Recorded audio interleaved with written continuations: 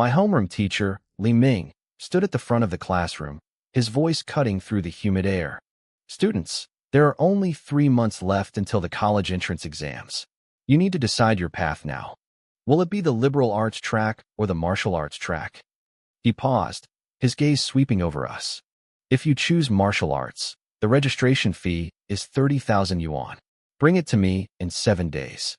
The classroom erupted into whispers. I sat by the window in the back row, staring out at the sky. 30,000. The number felt like a lead weight in my chest. I worked hard, my talent was decent, and my vital energy levels were in the upper tier of the class. But 30,000 yuan? I was just a student with a part-time job. Even if I worked every second of the next 7 days, I couldn't bridge that gap. After class, I followed Li Ming to his office. My throat felt dry as I spoke. Teacher, about the registration fee. Can I have a few extra days to pay? Li Ming looked at me, his eyes filled with a flicker of pity. He liked me. He knew I was one of the hardest workers in his class, ranking in the top 10. But this was a regular class, not an elite one. Historically, only the top 3 had a real shot at getting into a martial arts university. To him, my 30,000 yuan might just be a waste of money my family didn't have. He knew my history. My parents died in a beast tide when I was 3. I grew up with my uncle, Su Guoming. They were a normal family, struggling to support their own 2 children who were also practicing martial arts. Supporting 3 martial artists on 1 income was a nightmare. Su Hong, it's not that I don't want to help, Li Ming said gently. But rules are rules. I can't grant an extension. He hesitated, then added, You know, you don't have to go through the exams to practice martial arts. There are always private dojos. I knew he didn't even believe his own words. The resources at a university compared to a private dojo were like heaven and earth. There was no comparison.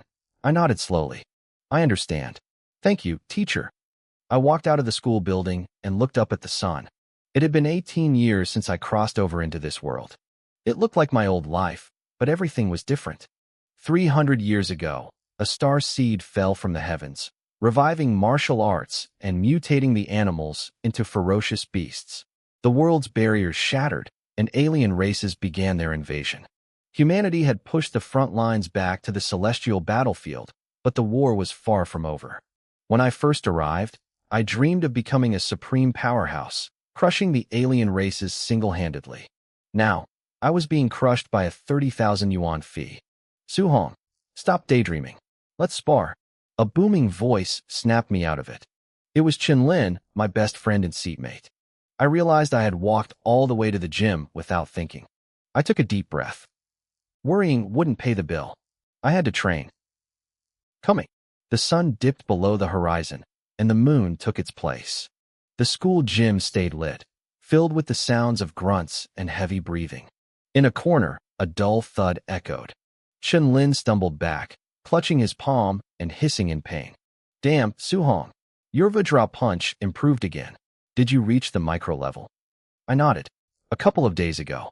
In martial arts, mastery went from basic to proficient, then micro, mastery, and finally perfection. Chen Lin gave me a thumbs up, looking impressed. We started learning the Vajra punch at the same time. I just hit proficient, and you're already at micro. I bet no one in class can match your proficiency now. I didn't let the praise get to my head. Rested enough? Let's go again. Are you kidding? It's 8 p.m. Chen Lin groaned. You're made of iron, but I'm starving. I've been trying to leave since 5. Fine, go eat, I said, already resetting my stance. Wait. Chen Lin leaned in, lowering his voice. Have you heard of the underground fights? I froze. The underground arena was a gray industry, brutal matches where martial artists fought for prize money and spectators bet on the blood. You're not thinking of joining, are you? I frowned. I had considered it because of the money, but those fighters were seasoned killers or veterans who hunted beasts for a living. They were ruthless. People died in those rings all the time. I'm not crazy, Chen Lin laughed. I just meant we should go watch, see what real combat looks like. You interested? Maybe, I muttered. He waved goodbye, leaving me alone in the gym. I kept training until midnight, my clothes soaked in sweat. After a quick shower, I walked home through the silent, moonlit streets, feeling the weight of the future on my shoulders. I reached my apartment building, An old place with flickering streetlights. As I reached for the door handle, I heard voices from inside. It was my uncle and aunt. "The rent is due in a month," my aunt whispered. "How much are we short?" "About 8,000, my uncle sighed. "I'll find a way. Don't tell the kids. Especially not Su-hong. She's at a critical point with the exams coming up." I leaned my back against the cold hallway wall, my hand dropping from the doorknob. "I know," my aunt said, her voice trembling. "But the neighbors said the registration fee for the martial arts exam is tens of thousands." Silence followed. Then, the click of a lighter. I could picture my uncle standing by the window, lighting a cigarette. "Maybe I should stop my medication," my aunt suggested softly. "It's not curing me anyway. We could save the money for the kids. Xiao Hai and Xiao Ming are growing. They need to eat well for their training. I can go back to work." "No," my uncle snapped, his voice thick with emotion. "You keep up with your treatment. The kids will have what they need. And Su-hong's registration fee. I'll handle it. She's the most talented one in our family," my uncle whispered. "She has to keep training." "But," my aunt started. "No buts," Su Guoming said softly. "I'm here. This family has me. I'll find a way. Just don't tell the kids. Especially not Xiao Hai and Xiao Ming. It's late, and Su-hong should be back any minute." "All right," my aunt sighed. "Let me put this medicated patch on you first." I stood outside the door, my head hanging low. I didn't make a sound. My fists were clenched so tight my knuckles turned white.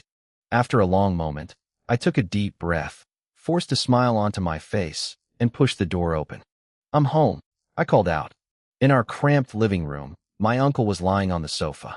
My aunt, Shen Shun, was holding a pungent-smelling medicinal plaster. The moment they heard my voice, the worry vanished from their faces. They both beamed at me. "You're back.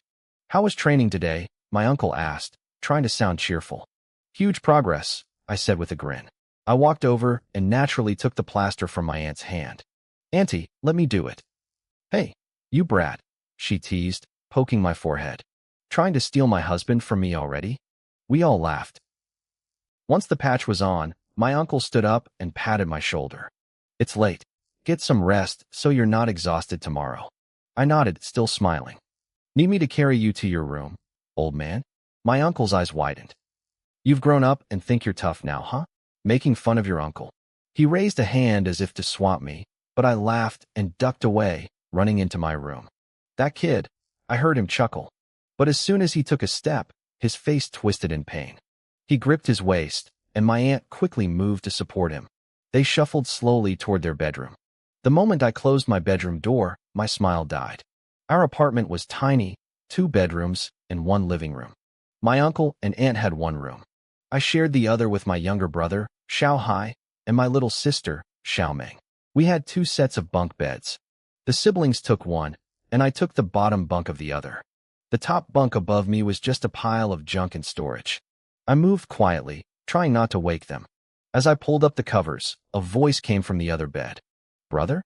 You awake?" It was Xiao Hai. "I'm awake too," Xiao Ming whispered, her head popping out from under her blanket. I sighed. "You too." "Brother," Xiao Hai said seriously. "I don't want to go to school anymore." I sat bolt upright, my brow furrowed. "Why? Is someone bullying you?" "No way," Xiao Hai scoffed, sitting up. I'd punch their teeth in. "It's not that." "Then what is it?" Xiao Hai leaned over the edge of his bed. "I want to drop out and help the family. I'm stronger than Dad now. I can help him haul cargo." My uncle, Su Guoming, worked as a manual laborer, unloading heavy shipments. "Me too," Xiao Ming added softly. "I'll go with him. That way Dad can rest. I'm actually stronger than Xiao Hai anyway, so he can rest too." "What did you say?" Xiao Hai snapped. "You want to go, Hai?" Xiao Ming challenged, raising an eyebrow. Xiao Hai immediately deflated. He knew he couldn't win a fight against her. I stayed silent. I realized they had overheard our uncle and aunt talking earlier. They were trying to sacrifice their futures for mine. "Brother, what do you think?" Xiao Hai asked. "I think you're being idiots," I said firmly. "Stay in school." "But brother," Xiao Hai whispered, "our talent isn't as good as yours. If we work, we can take the pressure off the family. You can focus on the exams, become a professional martial artist, and then we can just lounge around and live off you." Xiao Ming giggled. "Yeah, once you're a pro, I'm quitting everything. I'll just stay home and make you take care of me. I forced a weak smile. My heart ached. They were so young, yet so willing to give up everything. It felt like a wall was closing in on me. Enough, I said, rubbing my face and putting on a confident look. Just go to school. I've already got a plan for the registration fee and the rent. They both froze, eyes wide with surprise. Really? You're not lying. Please, I smirked, spreading my arms wide. Do you think I've been training for nothing? Do you even know what talent looks like? They looked at each other and laughed. They didn't want to quit school, and seeing me act so cocky gave them hope. There you go again, acting cool, Xiao Hai teased. I reached out and gave him a quick flick on the forehead. Xiao Ming saw him yelp and immediately pulled her blanket over her head, hiding her face. Go to sleep, I told them. I walked out of the room and onto the narrow balcony. I gripped the railing, staring at the moonlit sky. After a long time, I let out a self-deprecating laugh. Talent? Maybe I had some, but it wasn't enough. Not nearly enough. I thought back to what Shinwei told me this afternoon. The underground fights. I pulled out my cracked phone and searched for information. My eyes locked onto the prize money figures. With my mastery-level Vajra punch, I had a chance. I had to do it. If my middle school-aged siblings were brave enough to quit school for the family, what kind of man was I if I stayed here hesitating? The moment I made my decision, a crisp chime echoed in my head. Ding! Asterisk detected. Host possesses an indomitable martial heart. System binding successful. Asterisk. Ding! Newbie gift pack opened automatically. Asterisk congratulations. You have obtained the talent. Eternal heart. Peerless. Asterisk. I froze. A system? I had been in this world for 18 years. I had long since given up on the idea of having some kind of cheat code. I looked at the text floating in my vision. Indomitable martial heart. I smiled bitterly. Maybe the system had been there all along, just waiting for me to reach this point. Being indomitable sounded easy, but it wasn't. It took hearing my family's desperation to finally push me over the edge. If it wasn't for my brother and sister being willing to sacrifice their own futures for this family, I might never have found this kind of resolve. I took a deep breath, trying to steady my racing heart, and focused on the system interface floating in my mind. Time seemed to slow down as I studied it. The more I looked, the brighter my eyes became. The system was incredibly powerful. Simply put, if I defeated or killed any enemy, including ferocious beasts, I would earn martial points. I could use those points to increase my blood chi, my martial skills, and even my physical attributes. Open status panel, I whispered in my mind. A sleek interface appeared before my eyes. Name, Su Hong. Talent, Eternal Heart, Peerless. Blood chi, 85. Mental Strength, 23. Constitution, Mortal Body, 3%. Martial Skills, Vajra Punch, Mastery 7%. Flowing Light Palm, Proficiency 35%. Sky Step, Beginner 56%. Martial Points, 0. I noticed a small plus sign next to every attribute. That meant I could upgrade anything as long as I had the points. My blood chi was at 85, up 3 points from last month. I was getting close to being a quasi-martial artist, which required 90 points. Once I hit 100, I'd officially be a rank 1 martial artist. Then I saw the mental strength stat. My heart skipped a beat. In this world, there was another path besides being a martial artist, the psychic. Psychics could move objects with their minds and were incredibly rare, maybe 1 in a million. And my system could actually upgrade that? I forced myself to stay calm and looked at my constitution. I remembered reading that everyone's body was different. Some people were born with special constitutions that allowed them to train 10 times faster than others. Since there was a plus sign next to mortal body, did that mean I could eventually evolve my physical form into something legendary? My pulse was thundering in my ears. I took a moment to look at my talent. Eternal Heart, Peerless. The description said that the possessor of this talent was the greatest genius in history, past or present. No one could ever surpass them. I felt a bit skeptical. The greatest in history?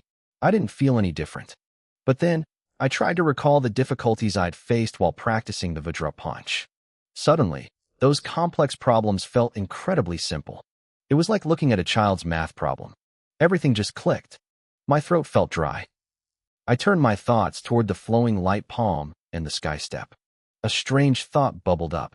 Asterisk, why did I ever think this was hard? How could I have been so stupid? Asterisk. It was like being an adult asked to solve 1 plus 1. I didn't even have to think. The answers just flowed. I needed to test this. There was an open space in my apartment complex. I turned and leaped over the balcony railing, instinctively activating sky step. Before, my beginner-level sky step could barely let me kick off the air once. I lived on the 5th floor, and I figured one mid-air step would be enough to let me land safely. But something went wrong. As I stepped onto the air, it felt as solid as concrete. A loud boom echoed through the silent night as I launched upward. I didn't fall. I shot into the sky like a rocket, landing perfectly on the roof of the 8th floor building. I stared down at my feet, completely stunned. No way, I muttered. My beginner-level step just sent me flying up 3 stories in a single bound. Then, the notifications started ringing in my head. Sky step, proficiency. Sky step, mastery. Sky step, perfection. I stood there, frozen. I just moved once, and it hit the maximum level. I took a sharp breath. Now I understood what peerless meant. Even if sky step was just a basic rank 1 skill, mastering it in a single breath was insane.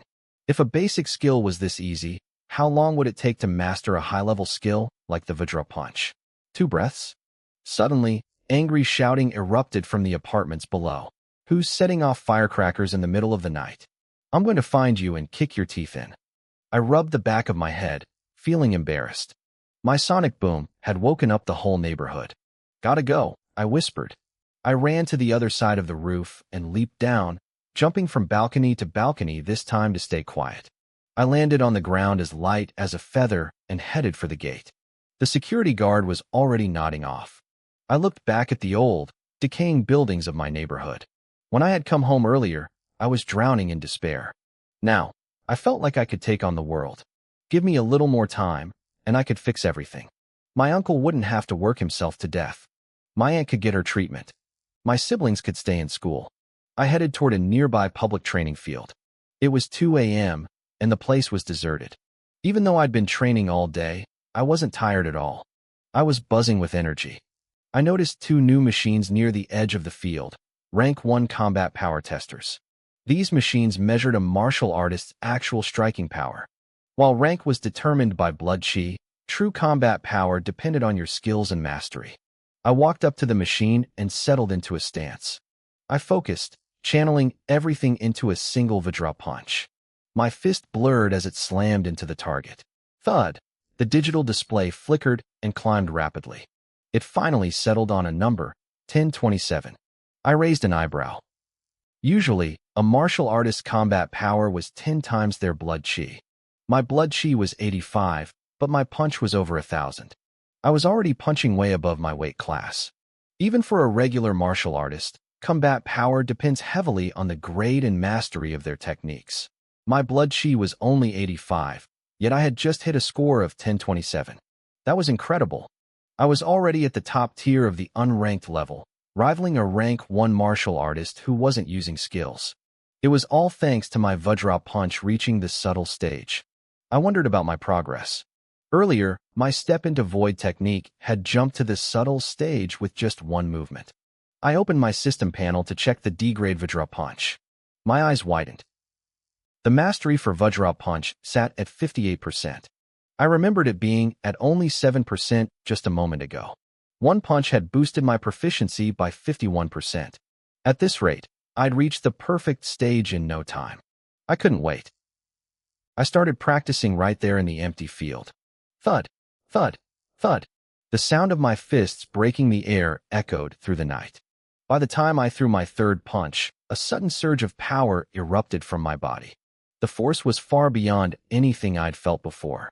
My fist tore through the air, creating a visible shockwave on both sides. A notification rang in my head. Vajra punch has reached the great success stage. I didn't stop. I poured my entire soul into the movements. The technique became fierce and domineering. Then, in one fluid motion, I threw another punch. It looked plain and effortless, but the air in front of me literally exploded. Vajra punch, perfect stage. I pulled out my phone to check the time. Only 10 minutes had passed. I had taken a high-level martial arts technique from basic mastery to absolute perfection in 10 minutes. If word got out, people's jaws would hit the floor. I wanted to see my new limit. I stepped back up to the rank 1 combat power tester and unleashed a full-power Vajra punch. Boom. The machine, which weighed several tons, was sent flying through the air. It slammed into a distant wall with a deafening crash.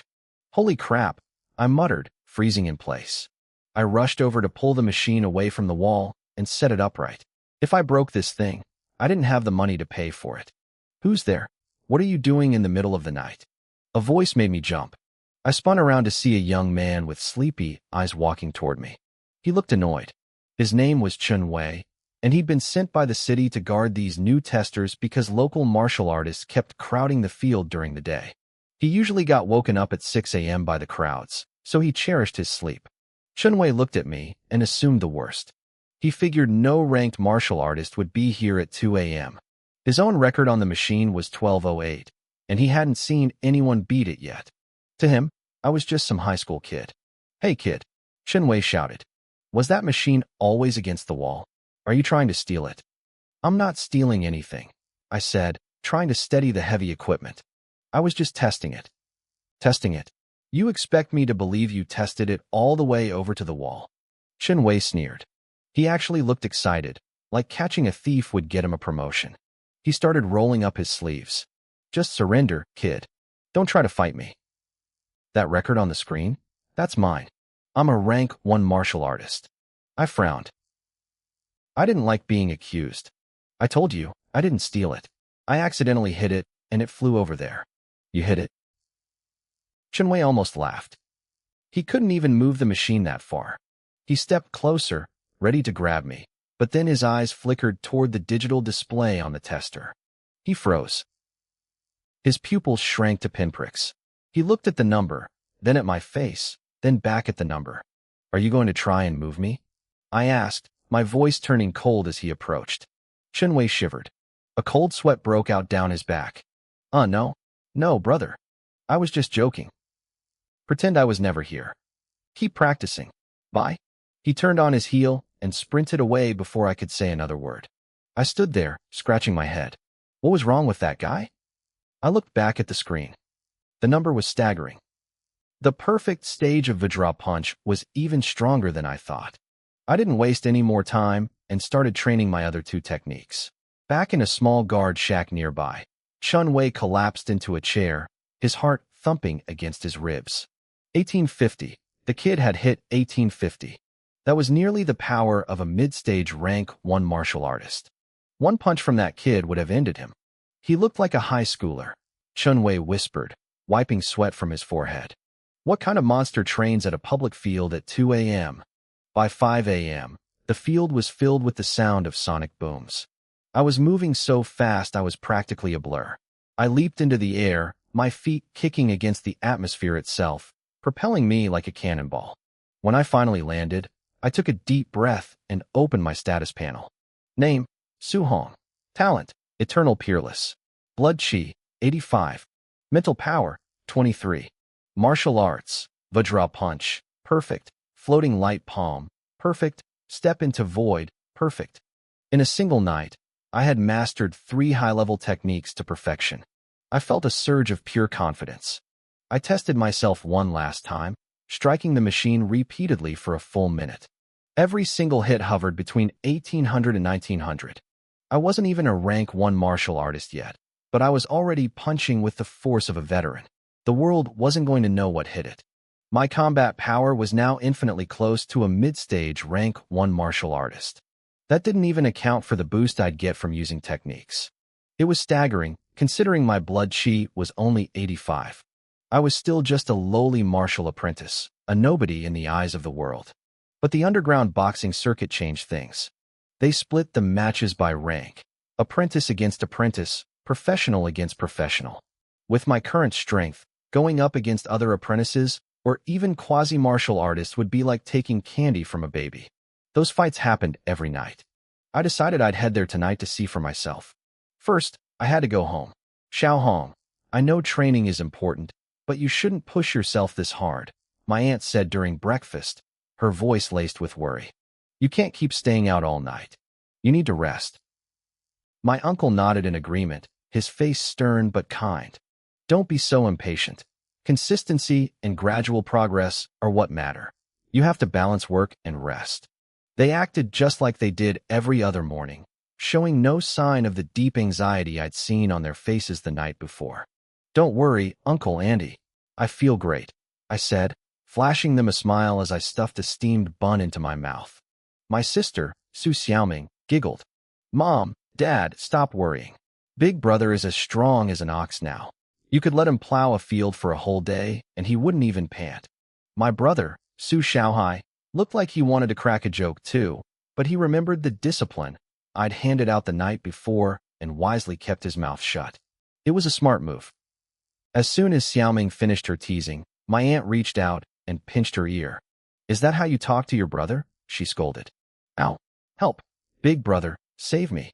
Xiaoming squealed, wincing from the pinch. I just laughed. Serves you right. Xiaohai let out a breath of relief, looking proud of his own silence. We finished breakfast amidst the usual chaos and laughter. Mom, Dad, we're heading to school. Uncle, Auntie, I'm taking them now, I called out. Be careful on the way, my aunt shouted back. Xiaohai, Xiaoming, don't bully your classmates. But if anyone tries to bully you, you hit them back hard. Our family doesn't start trouble, but we sure aren't afraid of it. You hear me? We know, Mom. Xiaoming chirped, dragging out her words. I'm so cute and sweet. How could I ever bully anyone? Xiaohai twitched. He was thinking about all the times she'd pummeled him for no reason, but when he saw her glance his way, he decided to stay quiet. He turned to our mother, crossing his arms behind his back and putting on a cool expression. Mom, it's enough if I don't bully others. Who could possibly bully me? He conveniently ignored the fact that his sister was the exception. As soon as we stepped out of the apartment complex, the smiles vanished from their faces. A heavy cloud of worry settled over them again. I realized they were putting on a front for our parents just like I was. Hey, look at you two, master actors, I joked, reaching out and rubbing both their heads. Stop it, you'll make me short. Xiaoming protested, though she didn't pull away. Xiaohai looked up at me, his eyes searching mine. Brother, were you serious yesterday? Do you really have a solution? You're not just lying to make us feel better. Xiaoming stopped complaining and looked at me too. Tell us the truth, brother. If it's really bad, we'll just drop out. We can work and help the family. I stopped walking and grabbed their shoulders, looking them straight in the eyes. Trust me, I wasn't lying. I really do have a way. Seeing the absolute seriousness in my expression, their eyes finally lit up. They knew that when I looked like this, I wasn't joking. Yes. Xiaoming cheered, jumping up and down. Xiaohai let out a brilliant, genuine smile. Watching them return to their lively selves made everything worth it. This was why I was working so hard, to keep those smiles on their faces.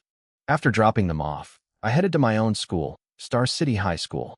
As soon as I walked into Class 6, my friend Chen Lin practically pounced on me. Su-hong, have you thought about it? Are we going to the fights tonight? I'm not going, I said, shaking my head. Chen Lin's eyes went wide. Are you serious? You're going to miss out on watching real martial artists tear each other apart. You won't regret it.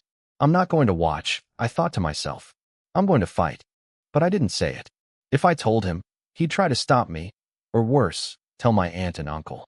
Quiet down, everyone, our homeroom teacher, Li Ming, shouted as he walked in. Everyone head to the gymnasium immediately. The class was stunned. Teacher, what about morning study? Li Ming grinned. We can do that, or you can go listen to the guest the principal invited. He brought in a rank 3 martial artist to teach everyone a C-level technique. You sure you want to stay here? A rank 3 martial artist? A C-level technique? The classroom exploded. Students scrambled out the door like they were racing for the last tray of food in the cafeteria. I felt a surge of excitement. I wasn't afraid of how hard a technique was. I was just hungry for more of them. A C-level technique, Chun Lin whispered, punching the air as he walked beside me. If I learn this, I'll crush the monthly exams. Heck, I might even be brave enough to step into the underground ring myself. I looked at him, genuinely shocked. He blinked, then punched my arm. What? You don't believe me? Then his shoulders slumped. Fine, I wouldn't go. Those guys are brutal. Most of them have mastered their techniques to at least the Grandmaster stage. I'd just be a snack for them. I'll stick to watching. He leaned in, patting my shoulder with a mock-serious look. But you, Su-hong, I've got high hopes for you. Once you get your Vajra punch to the perfect stage, you go fight. I'll place the bets, and we'll split the winnings 50-50. Pretty funny joke, right? I gave him a thumbs up. Hilarious. Meanwhile, at the school gate, Principal Lee Chung-shan was waiting. A black sedan pulled up, and a fit, middle-aged man stepped out. This was Chun Tian, an old comrade of the principal and a rank 3 martial artist whose strength actually surpassed the principal's. Took you long enough, Lee Chung-shan teased. I had to call in a lot of favors to get you here. Chun Tian rolled his eyes. I took a taxi here myself, you old goat. I should have stayed at the hotel and waited for you to carry me here in a sedan chair. They laughed and bumped fists. Come on, the principal said, pulling him toward the gym. My students are already waiting. Wait, you're really treating me like a workhorse. Chun Tian complained. I came all this way, and you won't even give me a cup of tea. Tea? I got tea, Lee Chung-shan said, pulling 2 bottles out of a bag. Iced red tea or iced green tea. Your choice. Chun Tian stared at the plastic bottles. You're unbelievable. You call bottled iced tea tea? You want it or not?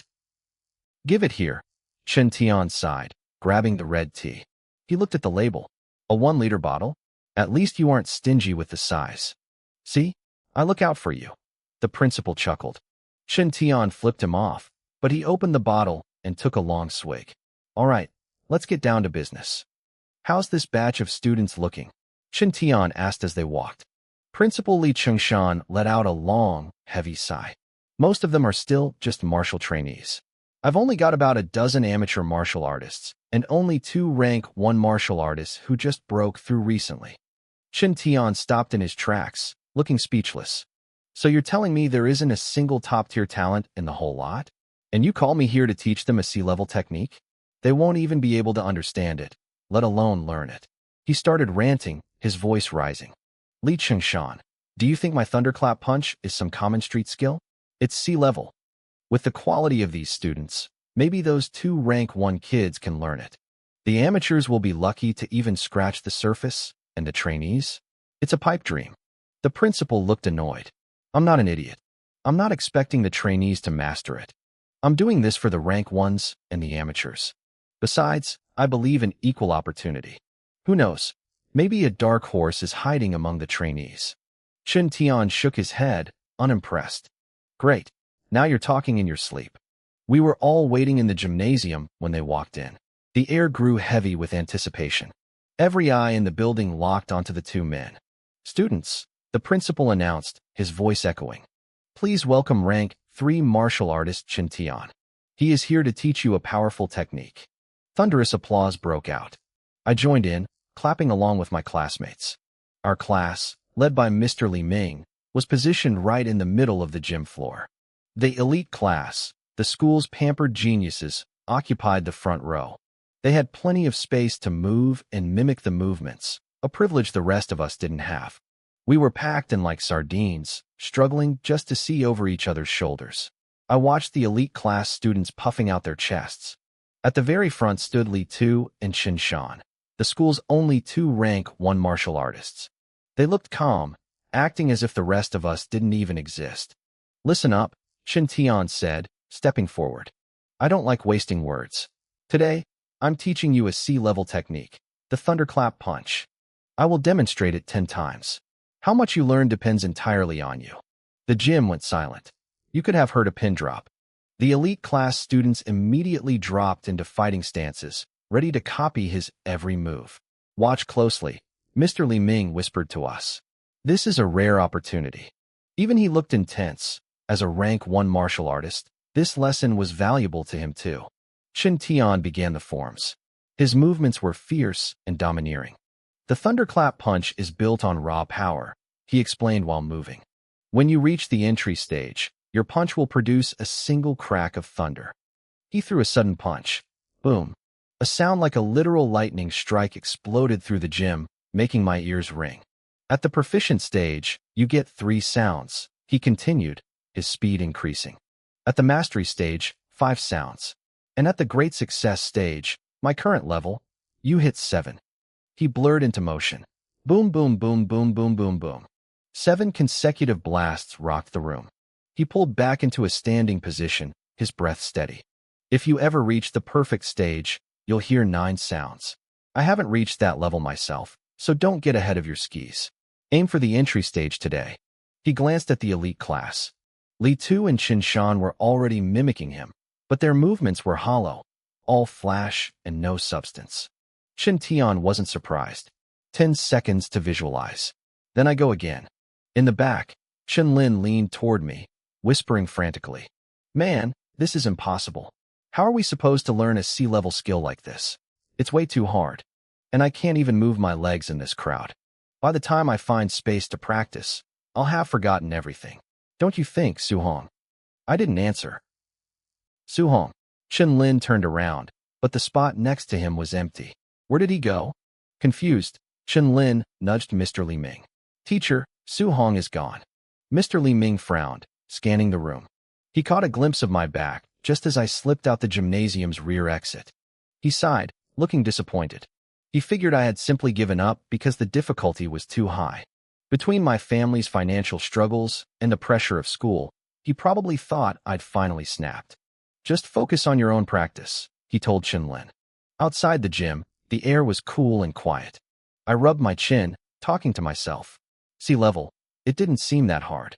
I found a secluded patch of grass and closed my eyes, recalling every detail of Chen Tian's demonstration. The flow of energy, the weight of the steps, the snap of the wrist. I took a breath and threw a punch. Boom. A crisp, thunderous sound echoed off the school walls. A notification flashed in my mind. Thunderclap punch, entry stage. I didn't stop. I felt the rhythm now. I pushed harder, my body moving with a fluid, violent grace I hadn't felt before. A moment later, 3 distinct cracks of thunder rang out in rapid succession. Thunderclap punch, proficient stage. Back inside the gym, the atmosphere was tense. Li Tu and Qin Shan were glaring at each other, treating this like a private duel. Chen Tian had just finished his 7th demonstration and walked over to the principal. How are they doing? Li Qingshan asked nervously. Not bad, Chen Tian replied. Those 2 at the front, Chen Shan and Li Tu, are catching on. They should hit the entry stage soon. The principal felt a wave of relief. C-level techniques were notoriously difficult. He had been prepared for everyone to fail. If his 2 stars could master the basics, his efforts weren't wasted. What about the others in the elite class? Chen Tian shook his head. Unlikely. I see, the principal sighed. If the amateurs in the elite class couldn't do it, the trainees in the regular classes didn't stand a chance. Chen Tian stepped back to the center. Last 3 times. Pay attention. He went through the forms again. As he finished, Li Tu suddenly lunged forward, throwing a punch with everything he had. Boom! A single thunderclap echoed. The surrounding students gasped. He did it. Li Tu reached the entry stage. Li Tu grinned, his heart racing with pride. He turned to gloat at Qin Shan, but at that exact moment, another boom filled the air. Qin Shan had hit the entry stage too. I finished first, Li Tu said, his voice cold. By a few seconds? Doesn't matter, Qin Shan countered, his eyes burning. We'll settle this at the monthly exam. They stood there, locked in their own world, convinced that they were the only 2 people in the school who mattered. The rest of the elite class watched them with envy, while the regular students could only look on in awe. None of them realized that behind the gym, the sound of 3 thunderclaps had already faded into the wind. The rest of the elite class felt a deep sense of powerlessness. Even though they were supposedly the top students, standing next to Qin Shan and Li Tu made them feel no different from the regular class. They were completely outclassed. Meanwhile, outside the gymnasium, the air vibrated. Asterisk boom, boom, boom, boom, boom, asterisk. 5 thunderclaps erupted in quick succession. I let out a long breath, feeling the power course through my arms. It had taken me over 10 minutes to reach the mastery stage of the thunderclap punch. I pulled out my phone and checked the time, feeling a bit impressed with the difficulty. As expected of a C-level technique, it was on a completely different level compared to the D and E-level skills I'd seen before. I didn't stop to celebrate. I focused my mind and began the forms again, determined to push further. Back inside the gym, Chun Tian finished his 10th demonstration. Principal Li Chengshan's expression shifted from hopeful to disappointed. Aside from Chun Shan and Li Tu, not a single other student had managed to grasp the technique. He tried to comfort himself. At least 2 of them succeeded. That was better than nothing. It wasn't just the students struggling, though. Even the teachers from the regular classes looked embarrassed. They were supposed to be the mentors, yet they couldn't keep up with 2 teenagers. The gap in talent was stinging. How are their brains even wired? My friend Chen Lin muttered nearby. He had already given up and was lazily practicing while glancing toward the back door. I should have just left with Su Hong. This is a total waste of time. Our homeroom teacher, Li Ming, twitched at the comment. He wanted to say something inspiring, but the harsh reality was staring him in the face. He stayed silent. Looking around the room, he realized that everyone else was just a background character in the story of Chen Shan and Li Tu. The gap in talent was a cruel, visible divide. He shook his head, thinking that maybe I had the right idea by leaving early to avoid the humiliation. Chen Tian wiped a few beads of sweat from his forehead and walked over to the principal. Not bad, Li Chengshan said with a smile. Those 2 learned it. The trip wasn't a waste. Want to say a few closing words to the kids? I'll buy you dinner after. I'll take the dinner, but skip the speech, Chen Tian replied, waving him off. I'm going out for some air. As he headed for the back door, he could hear the principal's voice booming behind him, trying to give the rest of the school a motivational pep talk. Chen Tian just chuckled and stepped outside. He looked up at the sky, thinking about how brutal the path of martial arts was. Without luck or natural-born talent, hard work could only take a person so far. Then something caught his eye. In a clearing in the distance, a student in a school uniform was practicing. Chen Tian paused. It was the thunderclap punch. He was surprised a student from the regular class had rushed out to practice so quickly. He admired the diligence, but he knew how hard it was. Even the geniuses inside needed 7 full demonstrations to get the basics down. Trying to learn it from memory alone should have been impossible. He turned to leave, but then a sound stopped him cold. Boom, boom, boom. A series of thunderclaps rang out from the clearing. 7 of them. Chen Tian's eyes nearly popped out of his head. He spun around, staring at the boy's back. He didn't blink. He couldn't. Asterisk boom, boom, boom, asterisk. 7 more. It was the mastery stage. A student did that. Chen Tian's voice trembled. His lips were literally shaking. I just finished teaching it. How is he already at mastery? Is this real? He watched the boy's movements, his expression shifting from shock to confusion, and finally to pure intoxication. He was mesmerized by the boy's flow. Suddenly, 9 thunderclaps exploded through the air. A spark of inspiration flashed in Chen Tian's mind. He slapped his thigh in excitement. I get it. That's how it works. He didn't want to lose the feeling. Right there on the spot, he began practicing the thunderclap punch himself. 7 thunderclaps echoed. Then his eyes blazed with light as he threw one final, massive punch. Boom. 8 claps. He was only 1 step away from the perfect stage. He pulled back his fist and exhaled sharply. He had been stuck at the mastery stage for years, and today, he finally broke through. Holy crap, old Chun, you improved again. Li Chengshan had just walked out and caught the tail end of it. Then his face darkened. You old fox, were you holding back on me earlier? Chen Tian was still dazed. What are you talking about? You could hit 8 claps this whole time, but you told me you could only do 7? Was my tea not good enough for you? Chen Tian snapped out of it and barked back. You have the nerve to mention that? You dragged me all the way here to teach for a bottle of cheap tea. I just had a breakthrough. The principal looked embarrassed. Okay, I'm buying you dinner. But you shouldn't have hidden your strength. I didn't hide anything. Chen Tian stopped mid-sentence. His face went pale as he looked toward the clearing.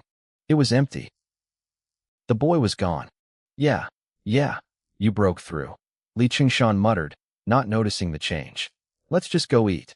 Suddenly, Chen Tian let out a frustrated wail. What's wrong with you?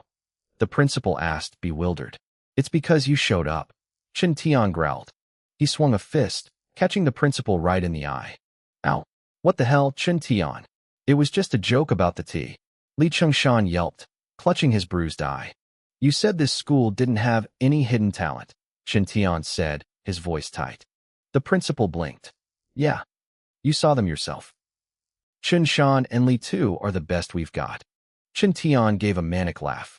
Is a student who can hit 9 thunderclaps considered a good prospect to you? Are you crazy? Li Chengshan snapped. Someone like that would be a monster, not a prospect. Wait. His breath hitched. His eyes went wide. What are you saying? Chen Tian explained everything he had just seen. By the time he finished, the principal's legs went weak. He nearly collapsed. He stared at the sky like he'd lost his mind. My school has a monster like that. How did I not know? He jumped up suddenly. You said he was in that clearing? Yes. Li Chengshan didn't wait. He exploded into motion, leaving a trail of afterimages as he sprinted toward the empty space. He looked around frantically until he spotted a student in a uniform walking toward the cafeteria. His eyes lit up. You? Student. Wait. He ran over, gasping for air. The boy turned around, looking confused. What's your name? The principal demanded. I'm Chen Lin, the boy said, looking baffled. Quick, show me your thunderclap punch. Chen Lin scratched his head, looking completely lost. Right here. Now, the principal urged. Okay. Chen Lin muttered, awkwardly dropping into a stance. Chen Lin went through the motions, performing a clumsy, crooked version of the thunderclap punch based on what he could remember. When he finished, he looked at the principal with a spark of excitement in his eyes. So, principal, how was it? He was starting to feel a bit full of himself. The principal hadn't looked for anyone else. He had come straight for him. There had to be a reason. Was it possible that he was a legendary martial arts genius and just hadn't realized it yet? Maybe the principal had a keen eye for hidden talent. Li Chengshan stared at him in a long, heavy silence. He looked at Chen Lin's expectant face and opened his mouth to speak, but the words died in his throat. Finally, he managed a half-hearted, insincere mumble. It was fine. Keep working hard. Without another word, he turned and walked away. As he distanced himself from the confused student, Li Chengshan let out a sudden, booming laugh. All teachers, assemble in my office immediately. Move. Chen Lin's heart hammered against his ribs. The principal saw his punch and immediately called a faculty meeting. The implication was obvious to him. I really am a buried genius, he thought, his eyes shining with pride. Walking past him, Chen Tian's mouth twitched. He looked at the boy, hesitating, wanting to say something to ground him in reality. Ultimately, he chose to stay quiet. It felt too cruel to shatter a teenager's delusions like that. 5 minutes later, every teacher, including Li Ming, was packed into the principal's office. I want the names of every student who left the gymnasium early today, Li Chengshan said, his voice deep and commanding.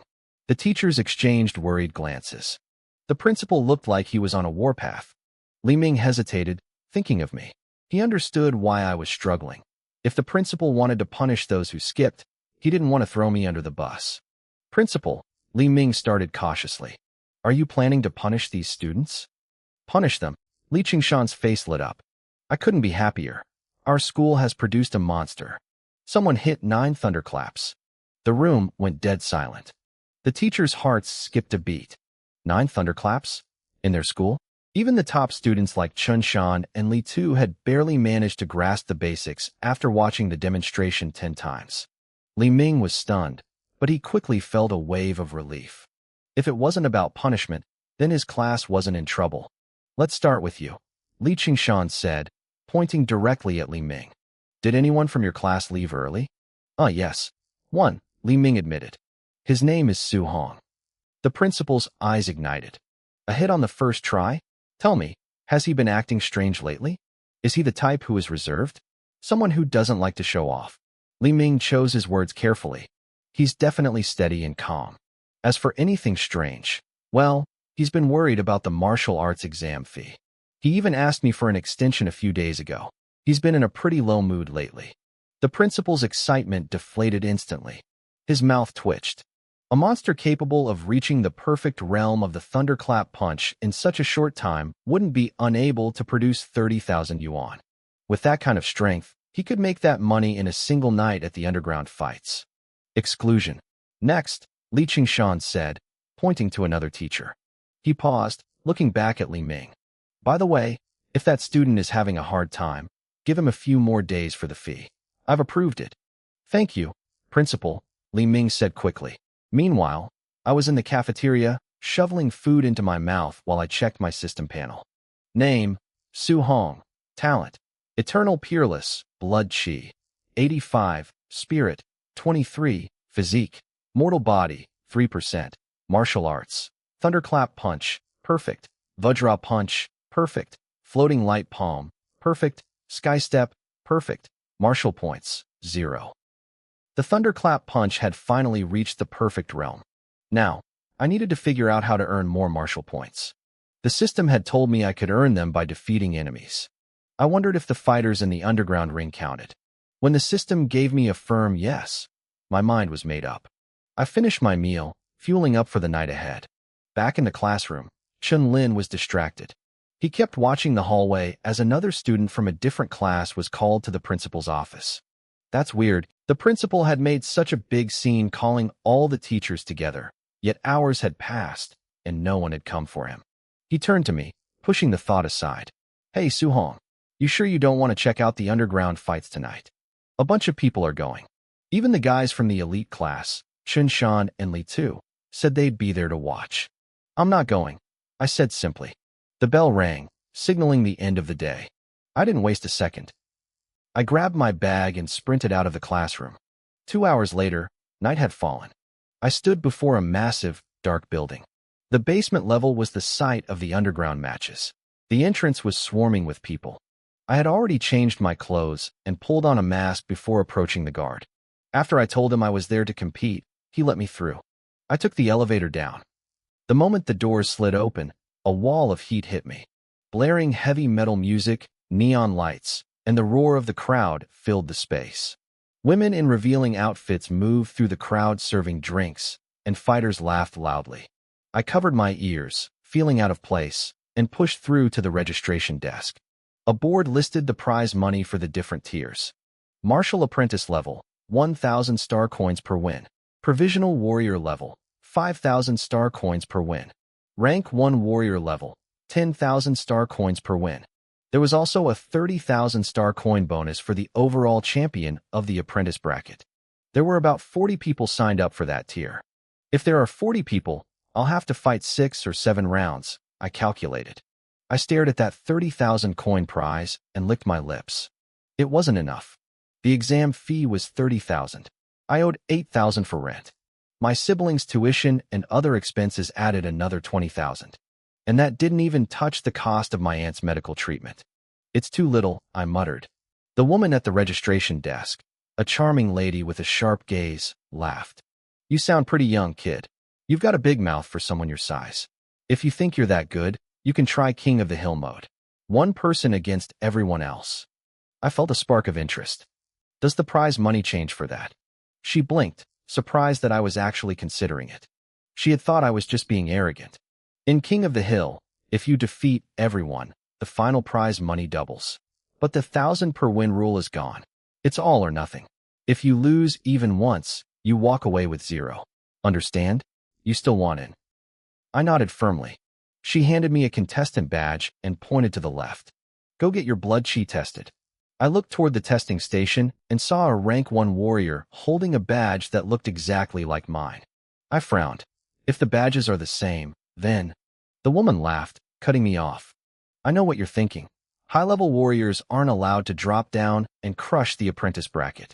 But if an apprentice wants to fight in the warrior brackets, as long as you aren't afraid to die, that's up to you. I nodded thoughtfully and headed toward the blood chi testing station.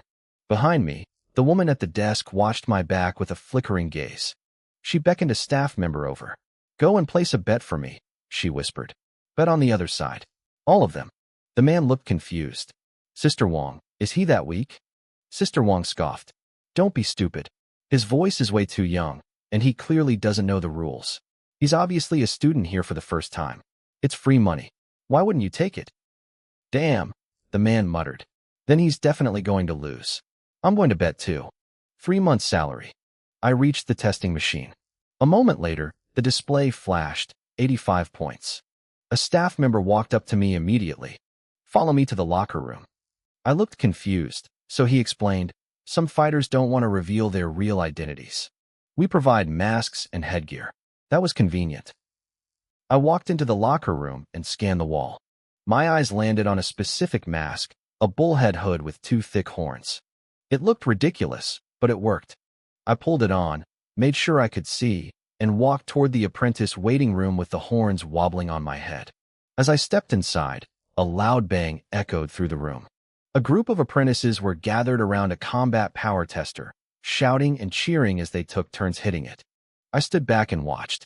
There were 50 people including me. Their combat power scores were mostly hovering between 1,000 and 1,200. I was impressed. These were people with blood chi below 90, yet they were all hitting over 1,000. Normally, an apprentice at that level hits around 800. These guys were the elite of the underground. If I had come here with my old intra-level Vajra punch, I would have been at the bottom of the food chain. But things were different now. I felt a calm confidence settle over me. The arena lights flared to life. The fighters started heading toward the ring, but I didn't wait. I lunged forward, soaring past them, and landed firmly on the stage. I'm choosing King of the Hill mode, I shouted. The arena went silent for a heartbeat. Then, the crowd erupted. Holy crap, we're starting with King of the Hill. Who is this bullhead guy? I've never seen him before. He looks aggressive. In the stands, my classmates Chen Lin, Chen Shan, and Li Tu were staring in shock. They didn't even know what King of the Hill meant until someone nearby explained it. When they realized one person had to fight everyone else until the end, their jaws dropped. That guy is insane, Li Tu muttered. Chen Lin pumped his fist, looking excited, but then he sighed. Man, Su Hong, it's such a shame you're not here. You're going to regret missing this so much you won't be able to sleep tomorrow. While the crowd cheered, the other apprentices below the stage were fuming. Choosing this mode was a direct insult. It was like saying none of them were worth my time. I'll take you on. A middle-aged man leaped onto the stage. Friend, you must be new here. You're acting way too. Thud.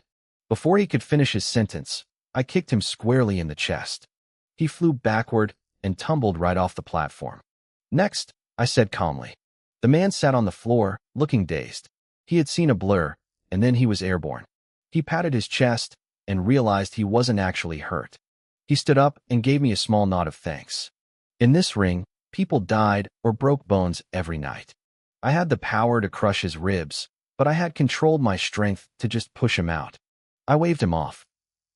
I was here for the money, not to start blood feuds. The crowd went quiet for a second, then started buzzing again. It wasn't often you saw a seasoned fighter get tossed like a ragdoll before he could even finish his trash talk. This bullhead has some skill. No wonder he dared to call for King of the Hill. While the crowd focused on me, a loud laugh erupted from the warrior waiting room nearby. A man wearing a white beard mask leaped onto the higher-level stage. I'm doing King of the Hill too. The stadium turned into a madhouse. It's White Beard. He's been the champion for 7 days straight. 2 King of the Hill matches in one night? This is worth every penny. Back in my ring, a notification pinged in my mind. Asterisk defeated apprentice. Gained 3 martial points. Asterisk. 3 points? I wondered how many points I'd need to increase my blood chi. I pushed the thought aside. I needed to focus. There were 48 fighters left. Let's see if this bullhead can go all the way. The referee screamed into his microphone, whipping the audience into a frenzy. People were standing on their chairs, screaming for blood. I looked down at the remaining fighters and beckoned with my hand. Next, a burly man jumped up. He grinned at me. Friend, thanks for going easy on my brother just now. As a reward, I'll try not to hurt you too much. He flared his blood chi. The pressure he released was intense. He was only a hair's breadth away from becoming a rank 1 warrior. His blood chi had to be at least 89. Come on then, I said, holding out my hand. Here I come, he roared. He closed the distance in 3 massive strides and threw a punch that whistled through the air. I didn't dodge.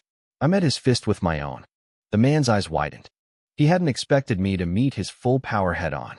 Thinking I was overmatched, he tried to pull back his strength at the last second so he wouldn't kill me. But he was too slow. My fist accelerated instantly. The moment our knuckles clashed, his face turned pale. He felt a mountain of force crashing into him. The veins in his neck bulged as he tried to push back, but I didn't give him the chance. I snapped a kick upward, catching him exactly like I had his brother. He went sailing through the air and landed right on his butt, right next to his friend. I lost, the man stammered. He looked up at me, his eyes full of shock. He was one of the strongest apprentices there, yet I had matched his strength and kicked him out like it was nothing. I was on a completely different level. Where did this monster come from? The burly man on the ground felt a mix of frustration and pure relief. He knew he had gotten lucky. If I had been a cruel man, that kick would have shattered every rib in his body. Instead, he just had a bruised ego and a sore backside. 2 consecutive wins for the Minotaur, the referee shouted, his voice booming over the crowd. I didn't let the cheers get to my head. Over the next hour, a dozen more fighters stepped onto the stage. I dispatched every single one of them with ease. I didn't even break a sweat. My Vajra punch was at the perfect realm, and in this apprentice-level ring, I realized I simply had no equal. 5 consecutive wins for the Associate Warrior ring. A shout from the neighboring platform caught my attention. I turned my head and saw a figure standing there, calm and composed, wearing a white fox mask. As expected of White Fox, someone in the crowd whispered. His strength is terrifying. No kidding, another replied. He's been the champion for 7 days straight. I heard he's trained a Tier 1 martial technique to the perfect realm. No other associate warrior can touch him. My eyes narrowed behind my mask. The perfect realm? That meant he was on the same level as my Vajra punch. If he could dominate the higher-level rings so easily, I knew exactly where I stood. Suddenly, a sharp whistling sound cut through the air behind me. My instinct screamed. I didn't think. I just threw my body to the side. A split second later, a massive explosion of sound erupted right where my head had been standing. I looked up to see a young man grinning at me, his fist still extended. Fast reaction, he said, showing no shame for the sneak attack. My blood turned cold. That punch was aimed directly at the back of my skull. If I hadn't moved, I would be a corpse on the floor right now. Damn it, it's that shameless Lin Ping again, a spectator yelled. He won his championship today by blindsiding people. He even crippled his last opponent on purpose after the guy already lost. He's a vicious snake. Is that even allowed? Someone asked. It's an underground match, brother. Once you're on the stage, the fight is on. The rules are whatever the referee says they are. Lin Ping didn't care about the insults. He actually waved to the crowd, smiling as if the boos were cheers of admiration. He looked back at me, his eyes full of malice, ready to lung again. But I didn't give him the chance. I exploded forward. A sonic boom echoed as I closed the distance in a blur. Lin Ping's eyes widened, his smug grin vanishing instantly. He tried to tilt his head and throw a counterpunch, but he was far too slow. Our fists collided. The sound of shattering bone was sickeningly clear. Lin Ping's hand didn't just break, it deformed. My force traveled up his arm, dislocating a jagged shard of his forearm bone ripped through his skin, exposed to the open air. He collapsed to his knees, letting out a guttural, distorted scream of pure agony. I didn't stop. I walked toward him, my footsteps heavy and deliberate. Wait, no, Lin Ping's eyes were wide with terror. His lips trembled as he tried to forfeit. He knew if I hit him again, he was dead. Before he could get the words out, I reached down and grabbed his jaw. With a sharp twist, I dislocated it, turning his plea into a muffled, wet gurgle. He scrambled backward on his butt, his legs shaking, trying desperately to reach the edge of the ring. He wanted mercy. He wanted an escape. Keep waving, I said, my voice cold and hollow. Didn't you love the attention? I didn't hesitate. I stepped forward and delivered a crushing kick straight to his chest. There was a sickening thud as his ribcage collapsed inward. His body went limp instantly, his frantic struggling silenced forever. I pulled my leg back and walked to the center of the ring without a word. If someone treats me with respect, I return it tenfold. The 2 burly brothers before him had been polite, so I spared them. But Lin Ping had come for my life. If I hadn't been fast enough, I'd be the one dead on the floor. I felt no regret. The arena went deathly silent. The crowd was frozen, the anger on their faces replaced by shock. Then, the silence broke. He killed him. Holy shit, look at that. Good riddance. The Minotaur is a beast. The spectators went wild, their faces flushed with excitement. Lin Ping was a top-tier fighter among the apprentices, yet I had crushed him like a bug. In the corner of the stands, I saw Chen Lin and my other classmates. Their faces were pale. Some were even gagging. They were seeing the reality of a martial artist's life for the first time, a world where life and death are decided in a heartbeat. Chen Shan, who had been bragging about his thunder punch all day, was now completely silent, looking like he might throw up. This was my first time taking a life. I stood in the center of the ring, feeling the strange sensations in my body. My stomach felt slightly turned, but my limbs were buzzing with a mix of fear and adrenaline. I took a deep breath, steadied my shaking hands, and looked down at the waiting area. Next, I said, my voice ringing with a new, lethal edge. The referee gave me a long, lingering look before shouting. 3 consecutive wins for the Minotaur. Seconds passed, then minutes. No one moved. In the apprentice waiting room, the other fighters were paralyzed. They had seen me show mercy before, and they were willing to test their luck. But after watching Lin Ping get carried away like a dead dog by the cleaning crew, their courage evaporated. Are we really going to fight that guy? One whispered. He's too strong. And he's ruthless. Forget it, another said, shaking his head. I'm not dying for a paycheck. I'm out. One by one, the fighters turned around and walked toward the exit. The waiting room emptied in minutes. The referee looked at the empty room, then back at me, looking frustrated. Are you serious? He's only 3 matches into his defense mode. If we stop now, the fans will riot. But he had no choice. Next door, White Fox had just secured his 8th win, keeping the crowd's energy up. The referee sighed and raised my hand. Since there are no challengers left, the Minotaur has successfully defended the ring. Congratulations. The applause was deafening. I jumped down from the stage and headed toward the back, ignoring the stares. Impressive, a sultry voice called out as I entered the waiting area. I didn't think I'd be proven wrong so quickly. I turned to see the woman from the registration desk. She was leaning against the wall, watching me with a look that was part curiosity and part hunger. This is your prize money. 60,000 Blue Star coins. Xiao Fu pulled out a thick stack of bills.